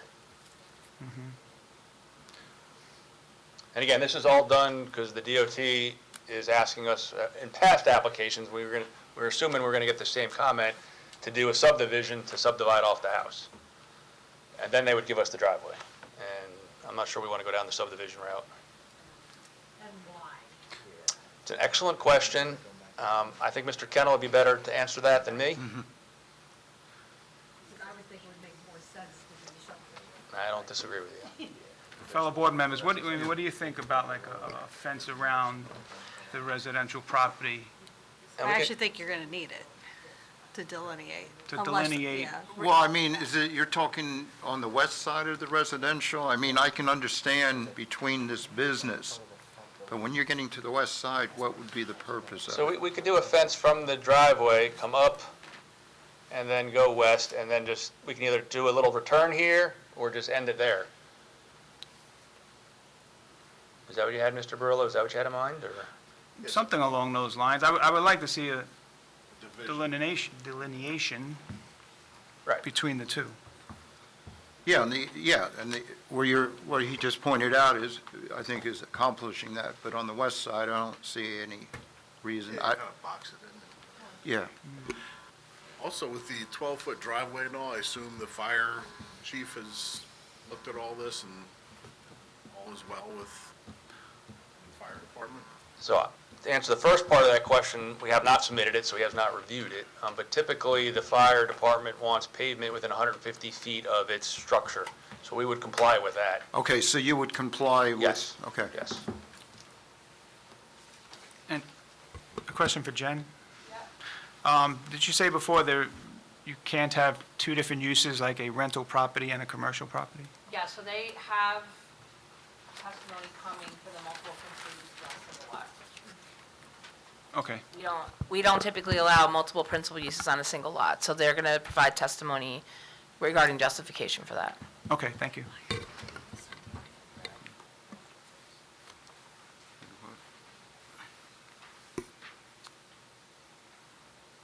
Okay, any more questions for the engineer? Okay. At this point, anybody would like to take a break, quick break? Okay. Eileen, we're going to take a quick 5-minute break. The board will now take a 5-minute break and reconvene at 8:47 PM.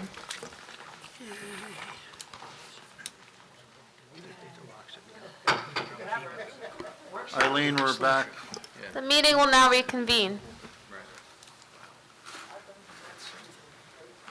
Where did our attorney go? I know I could do this just like that, Lisa. I didn't bring this too.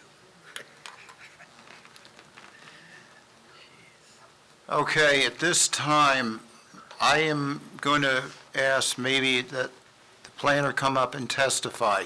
That's fine, Mr. Chairman. And then if we have questions for Mr. Kennel, we can ask them after she's done, That's fine. because I don't think there's too much that we need to know at this point, and if we have questions, we'll... That's an old man and he needed his sleep, but that's Yeah, I fine. know. I'm just kidding. Do I call? Oh, there she I'm goes. here. Oh, my God. I'm ready. Call Christine. Yes. I'm ready to go. Okay. You need her to present her qualification? No. Thank you. So I No. can present? No, we accept her qualifications. Thank you again. So good evening again, Chairman and members of the board. For the record is Christine Nazaro-Cafone. As you heard a lot of testimony tonight, so I don't want to belabor any points. You know that this is a split zone property in the HD4 and the ARE2. We are not here seeking a use variance because the use that we're proposing is not permitted in the zone. It's conditionally permitted and we meet all of the conditions. We also, the Highway Development 4 zone also permits a litany of fairly intensive commercial uses. The issue is because even though that zone only requires 40,000 square feet or just under an acre, and we have 6.54 acres, we can't have two principal uses on one lot. So we've got the existing dwelling, which has a non-conforming front yard setback of 13.7 feet where 60 is required in the zone. Again, it's an existing condition. So because these two uses are proposed to sit on one lot, that's why we need the D variance. So unlike other testimony you hear where we're asking you to introduce the use into the zone that's not allowed, this is a little different in that we're asking for the two uses. So I do think that the site is particularly suitable. Likely the size of it is certainly sufficient, right? 6.54 acres. We would definitely have enough acreage to subdivide the property. The zone also requires 150 feet of frontage. On Route 33, we have over 500, just over 500. So the site is definitely large enough and suitable to handle the multiple principal uses. In addition to that, as far as the special reasons or the positive criteria, I think criteria G can be looked at, sufficient space in appropriate locations for a variety of uses. This is certainly an appropriate use to the highway corridor. If you look at the stated purpose of the HD4 zone, right in section 188-78.3 of the ordinance, it reads, "The purpose of the HD4 zone is to provide for highway development along Route 33 that will provide a balance of social, economic, and cultural opportunities for residents while maximizing existing transportation and other infrastructure along the Route 33 corridor." You already heard from the applicant through his direct testimony that he intends to have a synergistic use with other uses already existing, namely the auto auctions on the corridor. So I think we're certainly well aligned with the stated purpose of the HD4 zone. So with that being said, as far as the negative criteria, I don't see any substantial detriment to the zone plan if the applicant were to be successful in asking for the relief that's required. When you're dealing with two uses on one lot, some of the things that the board is often concerned with is, can the site handle it? So to put things in perspective, in the HD4 zone, you are allowed to have 70% impervious coverage. Existing on the site today, after the application, if the board were to move favorably, we have about 8.5% impervious coverage. So certainly not a significant amount of impervious coverage, and the applicant, we can certainly accommodate the impervious coverage. As far as the master plan, one of the stated goals in the Howell Township reexamination report from 2020-23 was to encourage new businesses and industries to locate along the township's highway corridors, which will allow the economy of Howell and which will grow the economy of Howell and provide new services and potential employment opportunities for residents. So I also think in addition to being aligned with the HD4 zone, it's aligned with the goals in the master plan. So I can tell you from a planning point of view, I believe we meet the statutory criteria. It sounds to me like we have discussed through the testimony of Mr. Siv, our site engineer, together with your professionals, a sufficient workout on the buffer. We know that that's important to Howell, and we will certainly, as a condition of approval, agree to putting the blocking so that we don't have site creep into that area, and work with your professionals to make sure that we're meeting the intent of that buffer, while we may need some technical relief from it due to the residences that are either existing on our site or existing across the street from us. So with that said, I think we meet our statutory burden of proof for the totality of relief required in conjunction with this application, and I see no substantial detriment to the zone plan or the public good if the board were to move favorably on this variance. Okay, before I ask Jen to comment, did we mention anything about the sidewalks on Route 33? No, they've requested a waiver for Okay. sidewalk and to pay into the fund. And I typically am not I know. one to do that, but I really don't think we should be encouraging walking on 33. 9 is a different scenario, the bus regularly stops. 33, there's not a big shoulder, there's not a lot, I don't know that we want to encourage it, and I don't see a lot of walkers there, so I take no exception if they receive a waiver and contribute in the fund. We could probably use the fund to put sidewalks elsewhere where they'd be more appropriate. Everybody good with that? Okay. Okay, comment on the testimony? I think, I don't take any exception to what Ms. Caffone said. They are here because there's 2 uses on the lot. There's 2 uses on the lot now. So it's not a condition that's unusual for this site. It's just a different non-residential use, so the non-conforming use is remaining the same. I think the applicant has made some concessions with separating the house from this use by eliminating the deck and the connecting walkway, putting in a fence and some landscaping between the uses, I think will allow for them to continue to operate on one lot, but still maintain some separation in the uses of the property. I get that the 2 driveways are not ideal, but honestly, on 33, people are moving at quite a pace, and have 2 driveways that close together, I would be a little concerned about. So I think that the consolidation of the driveways is a better alternative. This is an efficient use of the land. I don't know if you use that one, Christine? I use J, but I would agree with you that M. Okay. That would be criteria M. That would also work. So you only have to meet 1, so we're talked about at least 2. So I don't take exception. If this use was proposed at a different location in town, I would have a very different opinion. It's not uncommon on 33, and it's on the westbound side, right, of 33? So, Yes.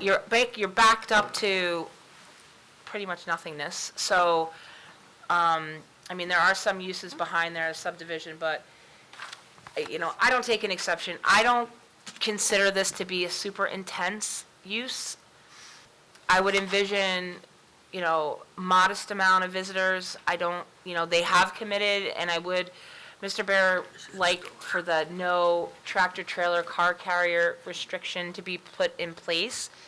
Absent that, I think that the applicant has worked with us on all facets of making the site work best for us. That physical barrier to that back piece was a big thing. So I think that that was a huge concession, and I don't take any exception to the testimony that's been provided. Okay. Anything from the board members? One thing, is it 34 parking spaces or 37? Because the paperwork says 37, and I heard 34 stated. Which is it? So there's 30 stalls for the show vehicles and 7 for the customer employees, so it's 37 total. Okay, so it's not 34, it would be a total of 37, because code enforcement, if you say 34 and it's 37, you're going to run into problems. So you'd rather have 37, wouldn't you? So, and just to clarify, right, so there's 30 vehicle display spaces, and we calculate the parking requirement based off of those vehicle display spaces. So they are required to have 6, they're proposing 7. So I think as a condition of the approval, the applicant would agree that those employee visitor spaces will not be used for vehicle display or anything, correct? Okay. And then we have, they're not parking spaces, but we have those 4 interior areas for vehicles. The 2 in the one building and the 2 in the other detached garage. Correct. So they have 37 surface Yeah. spaces, and then they have availability for 4 additional Yeah. cars. on Okay, site. that's good, that's just for the record. So, and then I just want to clarify too, so I think their representation is, they're expecting DOT is going to have an issue with the existing residential driveway. Their preference would be to keep it as it is, right? But if DOT comes back with a comment and says, you need to do away with that, then it would be, all right, we're going to connect it into the commercial driveway, we're going to create some kind of separation with some landscaping in between the parking lot and the residential driveway, reconfigure the landscaping, right? That's accurate? Correct, other than I don't know if we've actually got the comment back to you yet. Okay. Yeah, so, and I can say, Mr. Siv's office has been in correspondence with our office on a separate site that was approved by the board, and this is to kind of preempt to have to come back on this one, based off comments from DOT. And then the only other thing I would say is, I don't believe the site's currently I don't believe that sewer is currently available across the project frontage, but at some time in the future, if it becomes available, does the applicant agree to connect to public sewer at that time? Should it become available? Okay. The only other thing, Mr. Chair, that I just want to bring up is that I would like some attention to the facade that faces 33. It's very, can you bring up the rendering, John? It's blank. So some windows, I don't care if they're real windows or fake windows, something, it's just a blank, like if you could see on the display, that blank wall is going to face 33. So it needs to be a little bit more visually attractive, and then maybe some foundation plantings. You required those, right? Foundation plantings around the building. Yeah, we can do that. Shutters.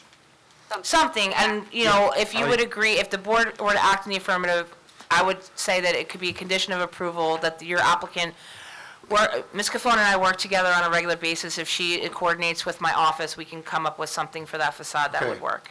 I'm good with that. Also, as to, we haven't talked anything about signage. Have any? Our intention is to comply with the ordinance for signage. Okay. Okay. You're welcome. Which we can also provide a detail, and when we have to go get our sign permit, but our intent was to comply. Be with compliance, okay. Okay, at this time, we'll open to public. I'll entertain a motion. Make a motion, Mr. Chair. Second. Second by Mr. O'Donnell, all in favor? Yep.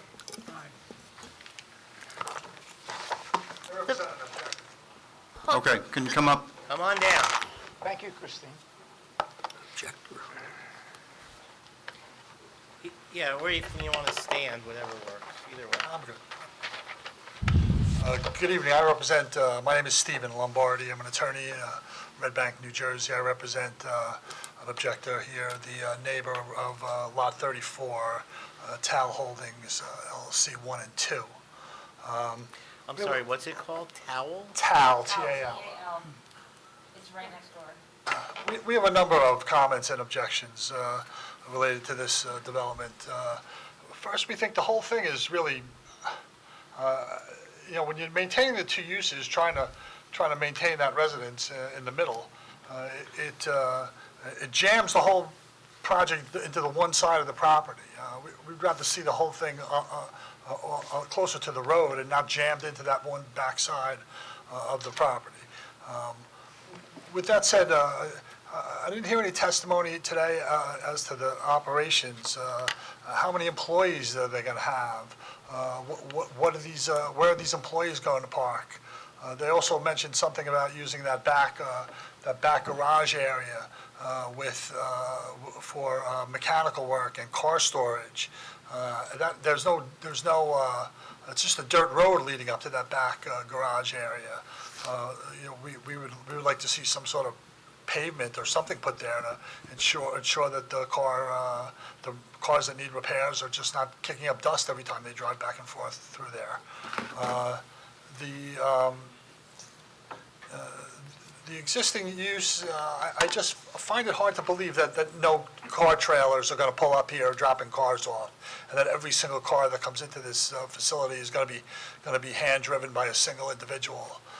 It's just not our experience with used car lots that this is the way they operate and do business. They buy cars in bulk, 2 and 3 at a clip, or maybe more from auction houses, and they get delivered by, usually it's a pickup truck with a fifth wheel, maybe with 1 or 2 or 3 cars in the back. I just don't see the parking lot area be sufficient for those kind of vehicles to turn in. I'd also say that before the board maybe votes, that the plans be updated to show the change in the proposed driveway usage, the change in the landscaping that were all requested here tonight, the fencing that's going to be put in to block the back portion of the lot, the 50-foot buffer that the engineers and the board seems to require. I guess there's going to be some car washing and some detailing going on. If that's going to take place, where is the runoff going to go in this? There's a 4-foot drop-off in elevation from the far right corner of that parking lot down into my client's property. We believe that it's going to be running water into their lot from that drop-off. So we'd like to see the plans updated before any action is taken by this board. Many changes here have been recommended, moving the driveway specifically. The traffic study was done at a time when, I guess the original plan called for 176 cars on the lot and hasn't really been updated since then. We'd like to see an update in that before any vote is taken by this board. The other item with the traffic I'd like to maybe address is presently as it stands with 2 driveways, that's insane. I mean, how many people are going to miss that first driveway coming down 33 and end up in the residential driveway on their own and then have to back out onto Route 33 in really an unsafe manner into oncoming traffic. So I support, I guess, the other proposal here, but I haven't seen any plans as to where it's going to go and what it's going to look like. So I would urge the board to require updated plans showing all these recommendations before any action is taken. But we believe that the whole project is really just, it's crammed into one corner, where it really should be spread out more across the front of the lot, of the property. The other comment I had too is the showroom building. It's so close to the residence. Is not another variance needed for that? I don't think that was applied for, but isn't there supposed to be a 30-foot distance between the 2 structures? I didn't see any variance for that being, it's not a requirement that there be 30 feet between the back of the residence house and the garage? Oh, my mistake. No, because technically the residence is not a permitted use in the zone, so we don't have a bulk standard associated with that. And we only typically have those separation distances if we have a large-scale project with like a lot of townhouse buildings. We usually have a building-to-building requirement, but not so much for something like this. So I'd like to see like the traffic report updated to determine what the impact is going to be now having more cars entering in one driveway, I guess, which is what was proposed. The other aspect of things is that so many doubled up spaces, I just don't see where the customers are going to park. If they're all going to be doubled up and filled with display cars, and there was no testimony as to their hours of operation or expected. I think he did testify. Yeah, he did testify to that. He did. What were the hours then? 9 to 6, sorry, 9 to 6, Monday through Saturday. And are people going to be able to peruse the premises after hours without any security gates being up? I think that's going to happen at times. Someone's going to come in after 6 p.m. Or in the summer and want to look at cars and just be out back there on their own. So I think some attention needs to be addressed to that issue as well. So with all these issues, I think I would urge the board to at least have updated plans submitted before any approval is voted on. Which property does your client own? If you can put up the map, it's immediately to the right as you. Yeah, but what type of Is it business? the pool business? Correct. The pool business. That's the pool business. okay. It's a residence too in the back. It's a business, the pool business in the front part of the property, and then a residence in the rear. What's his business? It's, he designs custom pools. It's Custom Pool Pros is the Yeah. name of the business. In-ground swimming pools, which everyone in Howell seems to have. What are his hours of operation? Excuse me? What are his hours of operation? I'm not familiar with that. I just, you know, it's not a customer show lot. It's just a storage facility in an office. What stops people from going in and look at his property? They're not there to look at used cars. I'm just reacting to what you're saying. Yeah, I understand, but I think there needs to be some attention addressed to the security of the front of the premises. With that said, I urge the board to, at this point, request the updates to the plans, at least so we can see what's actually going to be there, especially if they're going to change the ingress to the property in such a radical way to eliminate now two driveways. Steve, that's pretty much up to the DOT. This is a state highway. I understand, but We told the board we'll go either way, but we anticipate DOT is going to limit us. Okay, what happens if they do eliminate the driveway that's there now for the residential? Are you going to put anything up to totally eliminate so people won't drive in there? I think so. Scott or John or somebody? Scott, maybe we do need you. Yeah, I Scott? think Scott should come up and just maybe address some of these Yeah, questions. please. And then, I hope you heard him. Scott will have to just, Again, Scott Kennel, do you need us, he's appeared now, before. as long as his license is updated, I know. Well, again, I'm not licensed, I qualify as a traffic expert. Okay. As I've Okay. applied previously. Okay, we accept your qualification. Thank you. I guess the first question is there was points raised that the traffic study needs to be updated. This traffic study dated July 22, 2024 states what I considered, which is 30 display parking spaces, 7 customer employee parking spaces, the dwelling, and then the building used for repair and office. So there's nothing in my report that refers to 176 display vehicles. It's consistent with the plans and testimony previously, just sort of for the board's benefit. But as far as dealing with multiple driveways, DOT takes a position in their access, the State Highway Access Management Code says for property such as before you, and with the frontage, one driveway is permitted. Any additional driveways is considered a waiver.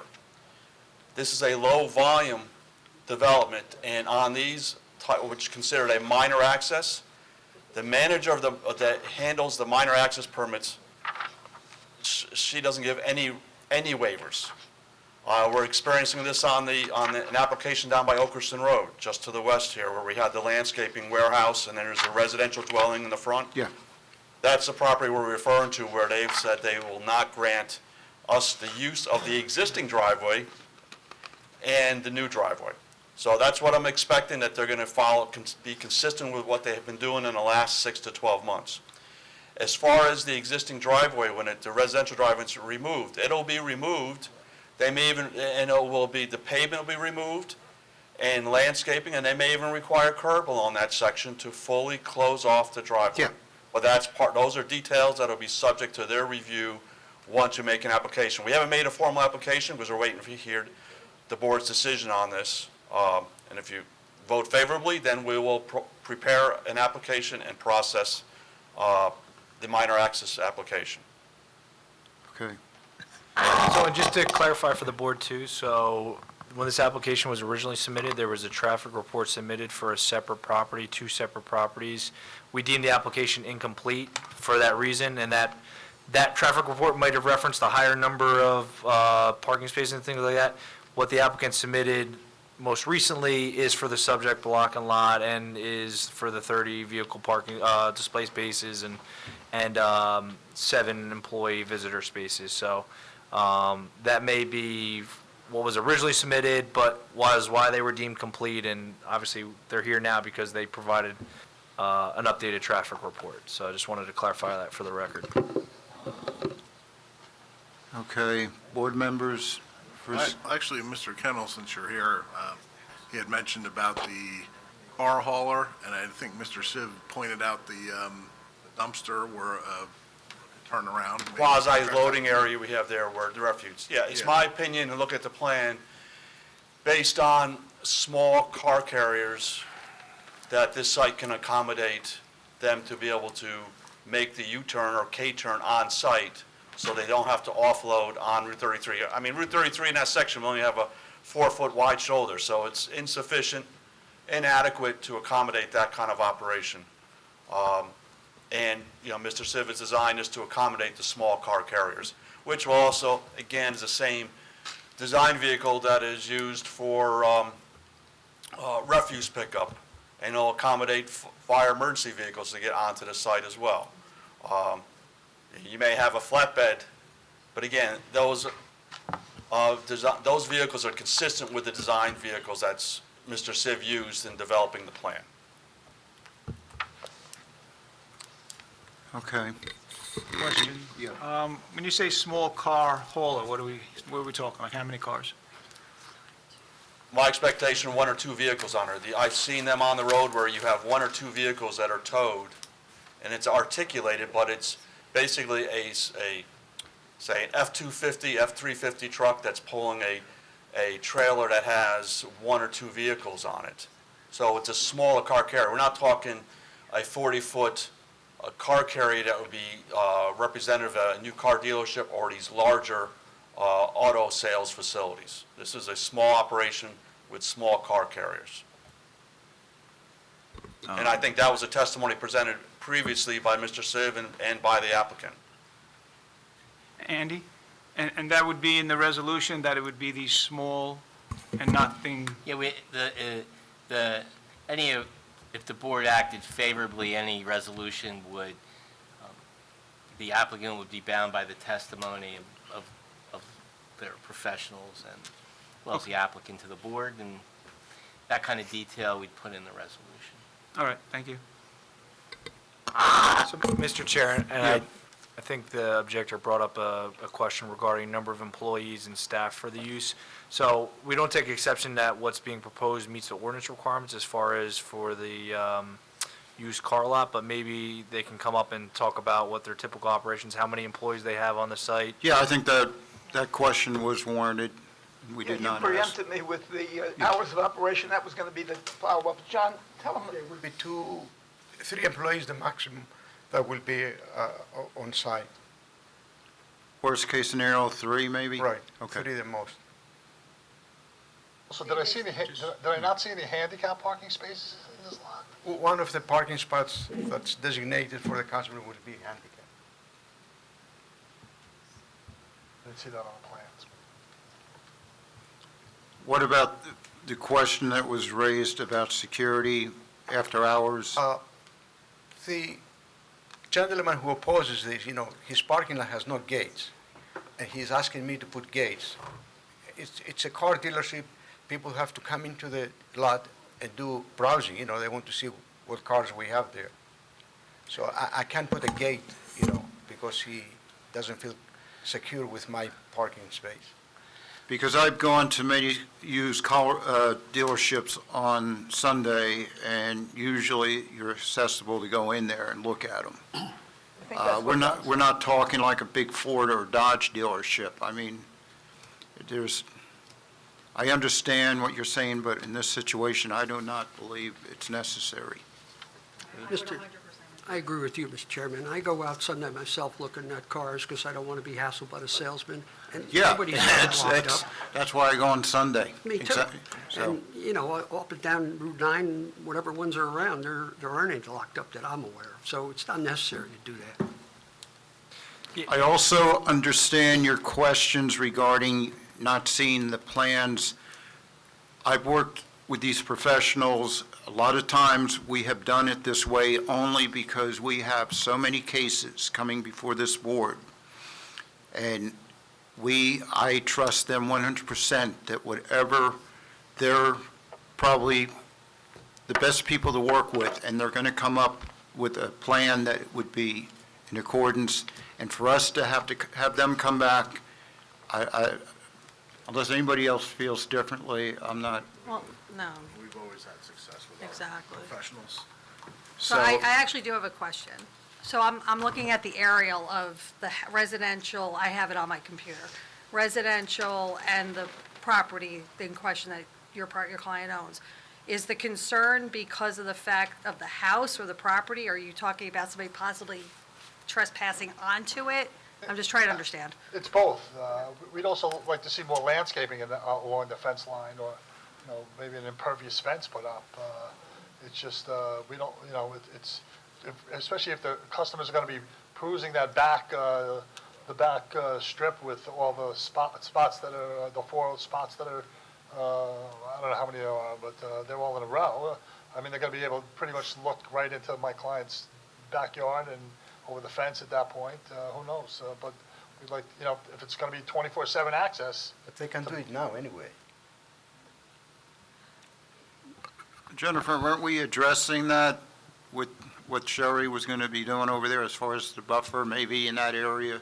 So they're proposing a buffer on that side because they're pretty tight to the property line. But I would say that,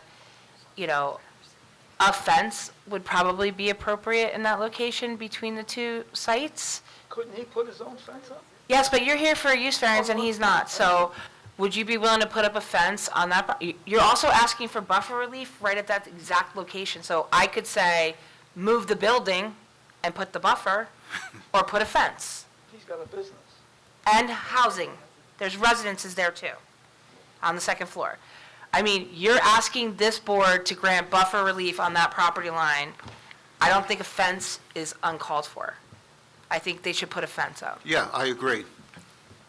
And I think that would be suitable as far as a buffer. Go, Mr. Go ahead.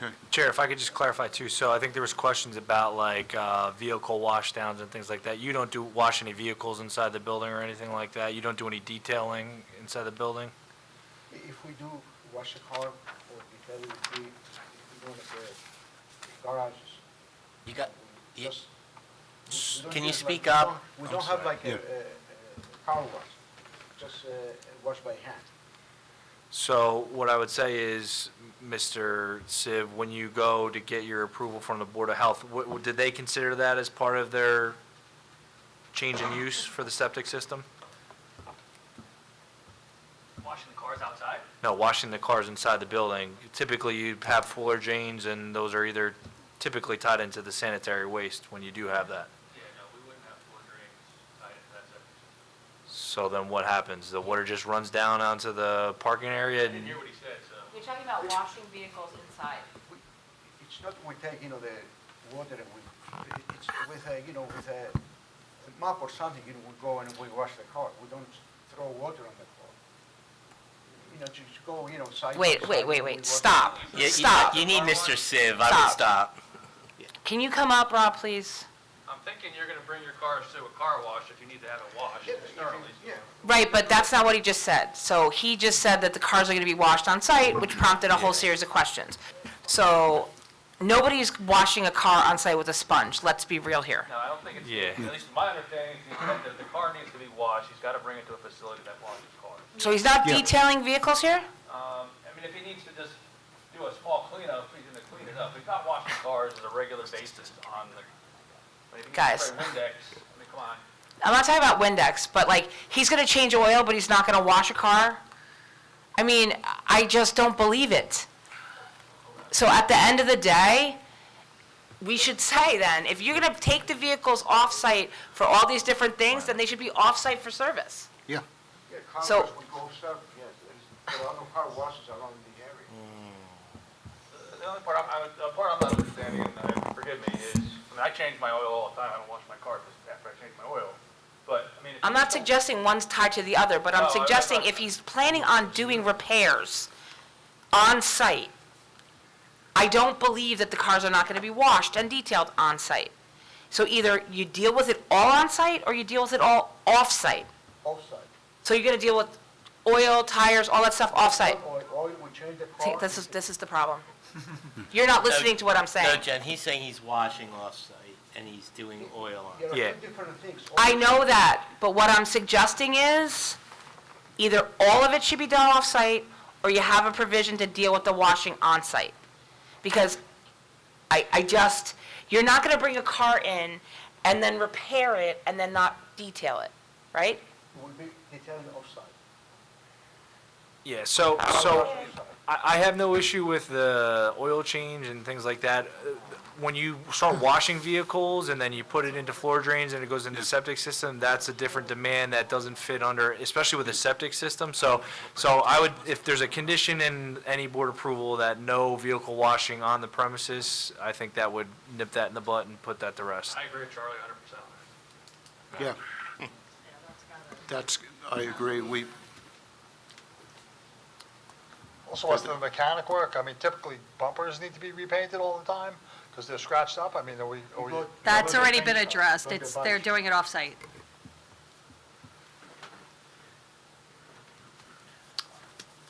Okay. Do you have any, okay, Nick? Getting back to your employees, you said only 3 employees? Correct. Does that Salesman- number go up or down depending if you got I wish mechanics? they go up. I wish they go up. All right, so See more than 3. How many mechanics do you have? One.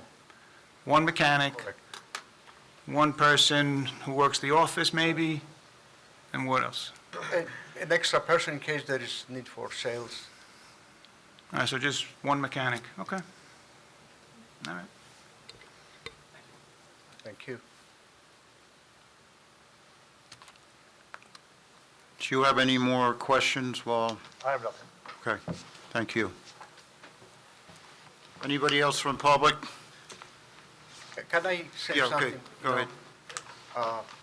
I came to this country, as a student, I see, just because I'm a car salesman, that doesn't mean I'm a crook, I came here, I went to college, I got my bachelor's degree, my master's degree. I work as an engineer, research engineer at Bell Labs, and then with the U.S. Army, with top secret clearance. I got 401k money, and I'm trying to build this up for my family and our future. I'm not doing anything illegal when I never did anything illegal. That's all I want to tell you. Okay. Thank you. Okay, motion to close the public. Motion to close. All in favor? Aye. Is there anything else? Professionals, board members? Closing, I have really nothing to add. Any of the conditions that have been discussed are agreeable, basically, we've told you, so. okay. So what is the Mr. pleasure? Chair, just Yeah, okay. just one thing about getting back to this washing of the cars. I kind of side with Jen on this a little bit, because if you're doing work on the car, you're going to, I don't see why you're taking the car to detail it somewhere else when you can just do it right there. And I know it's going to be in the resolution if it's, in the affirmative, but who's going to monitor that? Who's going to monitor if these cars are being washed on premises or not? How is that going to be managed? Well, I guess, Nick, that's like any condition of approval. I mean, it would have to come to code enforcement and, Yeah, Which code enforcement is once a year. No, I'm with you, but I'm just telling you that, other than the goodwill and the honesty of the applicant and code enforcement, there's no other, or neighbor complaints if anyone sees something they know is not in compliance, that would be it. Can I ask, Mr. Sukas, you're back up here, so I'm glad. I want to ask you a question. Can you elaborate on what you did at your prior business, so we have a clearer understanding of the process and if they're similar to what you're doing now at this new place? Thank you, that's a good question. As I said, I worked for Bell Labs as a research engineer for 20 years, then with the U.S. Army as an engineer as well. And in 2015, we purchased the dealership All Sales Auto Group. From 15 until 23, we had the office at 1209 Highway 9 selling cars, just like what we try to do now. Did you have repairs at the time there and things like that? Like did you have similar services to what you're proposing now? Exactly the same services. Okay. We never had any citation as far as, with ordinances, violating the ordinances. Did you detail your cars at the other facility? There was a car wash right across us there. Yeah. We used to go there. It was only $9 for it. What's the closest car wash to this property? I'm not sure, but there is one on Route 33 in Freehold. Yeah, there's a couple miles up the road, Yeah, it's on service. By You the know, prosecutor's office. as far as, By the prosecutor's office. if it says no car washing, and we put that in, if we approve the application, and we put it on record, anytime anybody makes a complaint, code enforcement has to go. So he could be going weekly if he's washing cars, and that's the enforcement that is always done. Yeah, but if the doors are down, who's seeing if a car is being washed in there or It not? could be a customer that's there and walks inside, because he has an office. I don't think he's going to wash them because he's going to fill a septic tank up and have a problem. Yeah. You know, Well, I could see him taking a that's- little bucket of water and that's wiping what I'm something off the concerned mirror about is or the he's gonna- windshield or that- something. that we have But to if be it's a overflow. full car wash, it's got to go to the car wash. And if he doesn't abide by that, he's only hurting himself, and he'll have a code enforcement coming regularly. I'm sure his neighbor's going to complain every time he does it. He'd be looking out the window. Or he has a lot of cameras. He has cameras, okay, so. Yeah, because I'll kind of follow up, Nick, we have approved many applications where we have that unknown, where the applicant, once they're approved, we can't, there's no way, we just have to, sometimes they take his word and it has to be in writing, but I mean, we can't assume that he's going to be doing it, and I understand he may do it, but I don't know where we draw the line there. Yeah, it's hard. I mean, what would it take to put drains in? Like, what is? Can I ask you then something, what do I need to do Can I ask? so you don't have to go through this? Charlie, what do you? So I can't tell you, like, they could certainly put drains in the building and tie it into the septic system, but like, that would be something, I think the representation that Mr. Sitt put on the record is Board of Health approved the change in use just for like the building having bathrooms, right? The building having bathrooms versus the building having drains and taking like continuous runoff from washing is a different septic demand and requirement, so that would be something that they would have to review and approve. I would venture maybe the septic system that's there right now probably can't handle that. When we have seen, I think the property that the applicant's talking about that he used to operate from, we did see a truck car dealership come in that property and they had a washing bay, but they were tied into the sanitary sewer. So like, they're paying for all that to go to the public sewer. Septic system is different. It's designed for your bathroom and washing and, taking a shower. It's not designed for a commercial car wash. I don't think they're operating a commercial car wash here, but certainly, we have had other applications where there's been the unknown, and really it comes down to code enforcement. I think if they are washing outside the building, it's gonna be pretty apparent, and the neighbor, seems to be interested party in this. If they're seeing something that's not happening in accordance with their approval, they can certainly bring that to the township's attention, and then it would be a code enforcement matter. If they're putting floor drains in the building, it would be something that would have to be shown at the time of building permits, and hopefully it would get flagged at that time, that wasn't something that was contemplated with the application. And then, obviously, they have a residential tenant on there. I would think also if there's an issue with the septic system not functioning properly because they're doing car washing on site, I would think that they would pick up the phone and either call the town or they would, call the applicant and say, hey, there's an issue going on, so. The only other thing I wanted to add, Mr. Brillo, and I echo everything Mr. Cunliffe said, is there's a little bit of another layer on this in that there is health department oversight to some extent as well. If they see floor plans that have a floor drain in it, one of their first comments, and Charlie, you can back me up on this, is where's that floor drain going? Do not connect it to the septic system. So there is another layer of a little bit of protection there, in that the health department will not allow the floor drains to be connected either. So there won't be any detailing even outside? Is that that's what would be put in the resolution if? I think they agreed to no car washing on the site in totality, inside or outside. Inside or outside?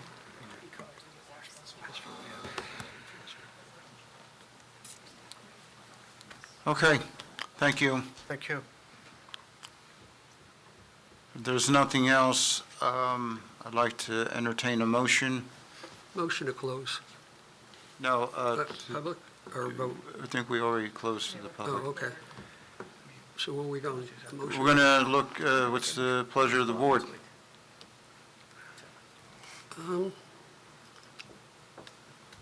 I'd like to make a motion. This case has been a very comprehensive case. The applicant has agreed to do everything we wanted him to do, and he has many other dealings with the Department of Transportation for the driveway, and he's willing to do everything that we asked him to do. And I'm making a motion to approve this application based on all the facts and everything that we've agreed upon. Mr. Chair, just to reiterate, along with Mr. O'Donnell, we talked about the concrete of the parking lot under that front portion. The fence on the side, for sure, for the neighbor, and also like what Mr. Broilo was talking about, the L-shaped kind of fence to kind of divide the residents from the business, to give them a little feeling of a backyard there. and no washing on site we just talked about. With all those things and all the other facts, I will second that. Oh, yeah, no car carriers, well, we did mention the one that, yeah. Tractor trailer car carrier. Right, no tractor trailer. With that, I'll second Mr. O'Donnell's motion. Okay, we had a first and second by Mr. Howard. Eileen, roll call. Mr. Barillo? Yes. Mr. Hughes? Yes. Mr. O'Donnell? Yes. Mr. Roscoe? Yes. Mr. Ryan? Mr. Sukas just wants to sell cars, and I think that's a very good idea. However, he brought his intentions to a group of individuals, and I feel that coming in with a statement of conditional use, which was contrary to what they wanted to do, and that was put forward here today, about the problem with the driveway, about the buffers not being addressed, I think it led to a lot more closer examination than really was necessary if this was brought in, properly expanded and drawn out. But that being said, his notion of still selling cars, I think, is a noble one, and I vote yes. Ms. Scottson? Yes. And Chairman Mertens? Yeah, Mr. Ryan, your point, I agree. Bring cards to the table, we'll deal them when you come in, okay? And based on all the finding the facts, what Mr. Howard said and everything that's been put on record, I vote yes as well. Before we, Application is approved. I only sent them at 6 o'clock, so I don't think they had time to review it. What? oh, I've been working on 2 resolutions, but they got submitted to the board late, like for prior applications. I thought they were getting on, but we could, they'll I wait. sent them at 6 o'clock to everyone, because I got them around then, so I Didn't see it. didn't think that was enough time to review. See it, I left before 6. Yeah, I'll wait for the next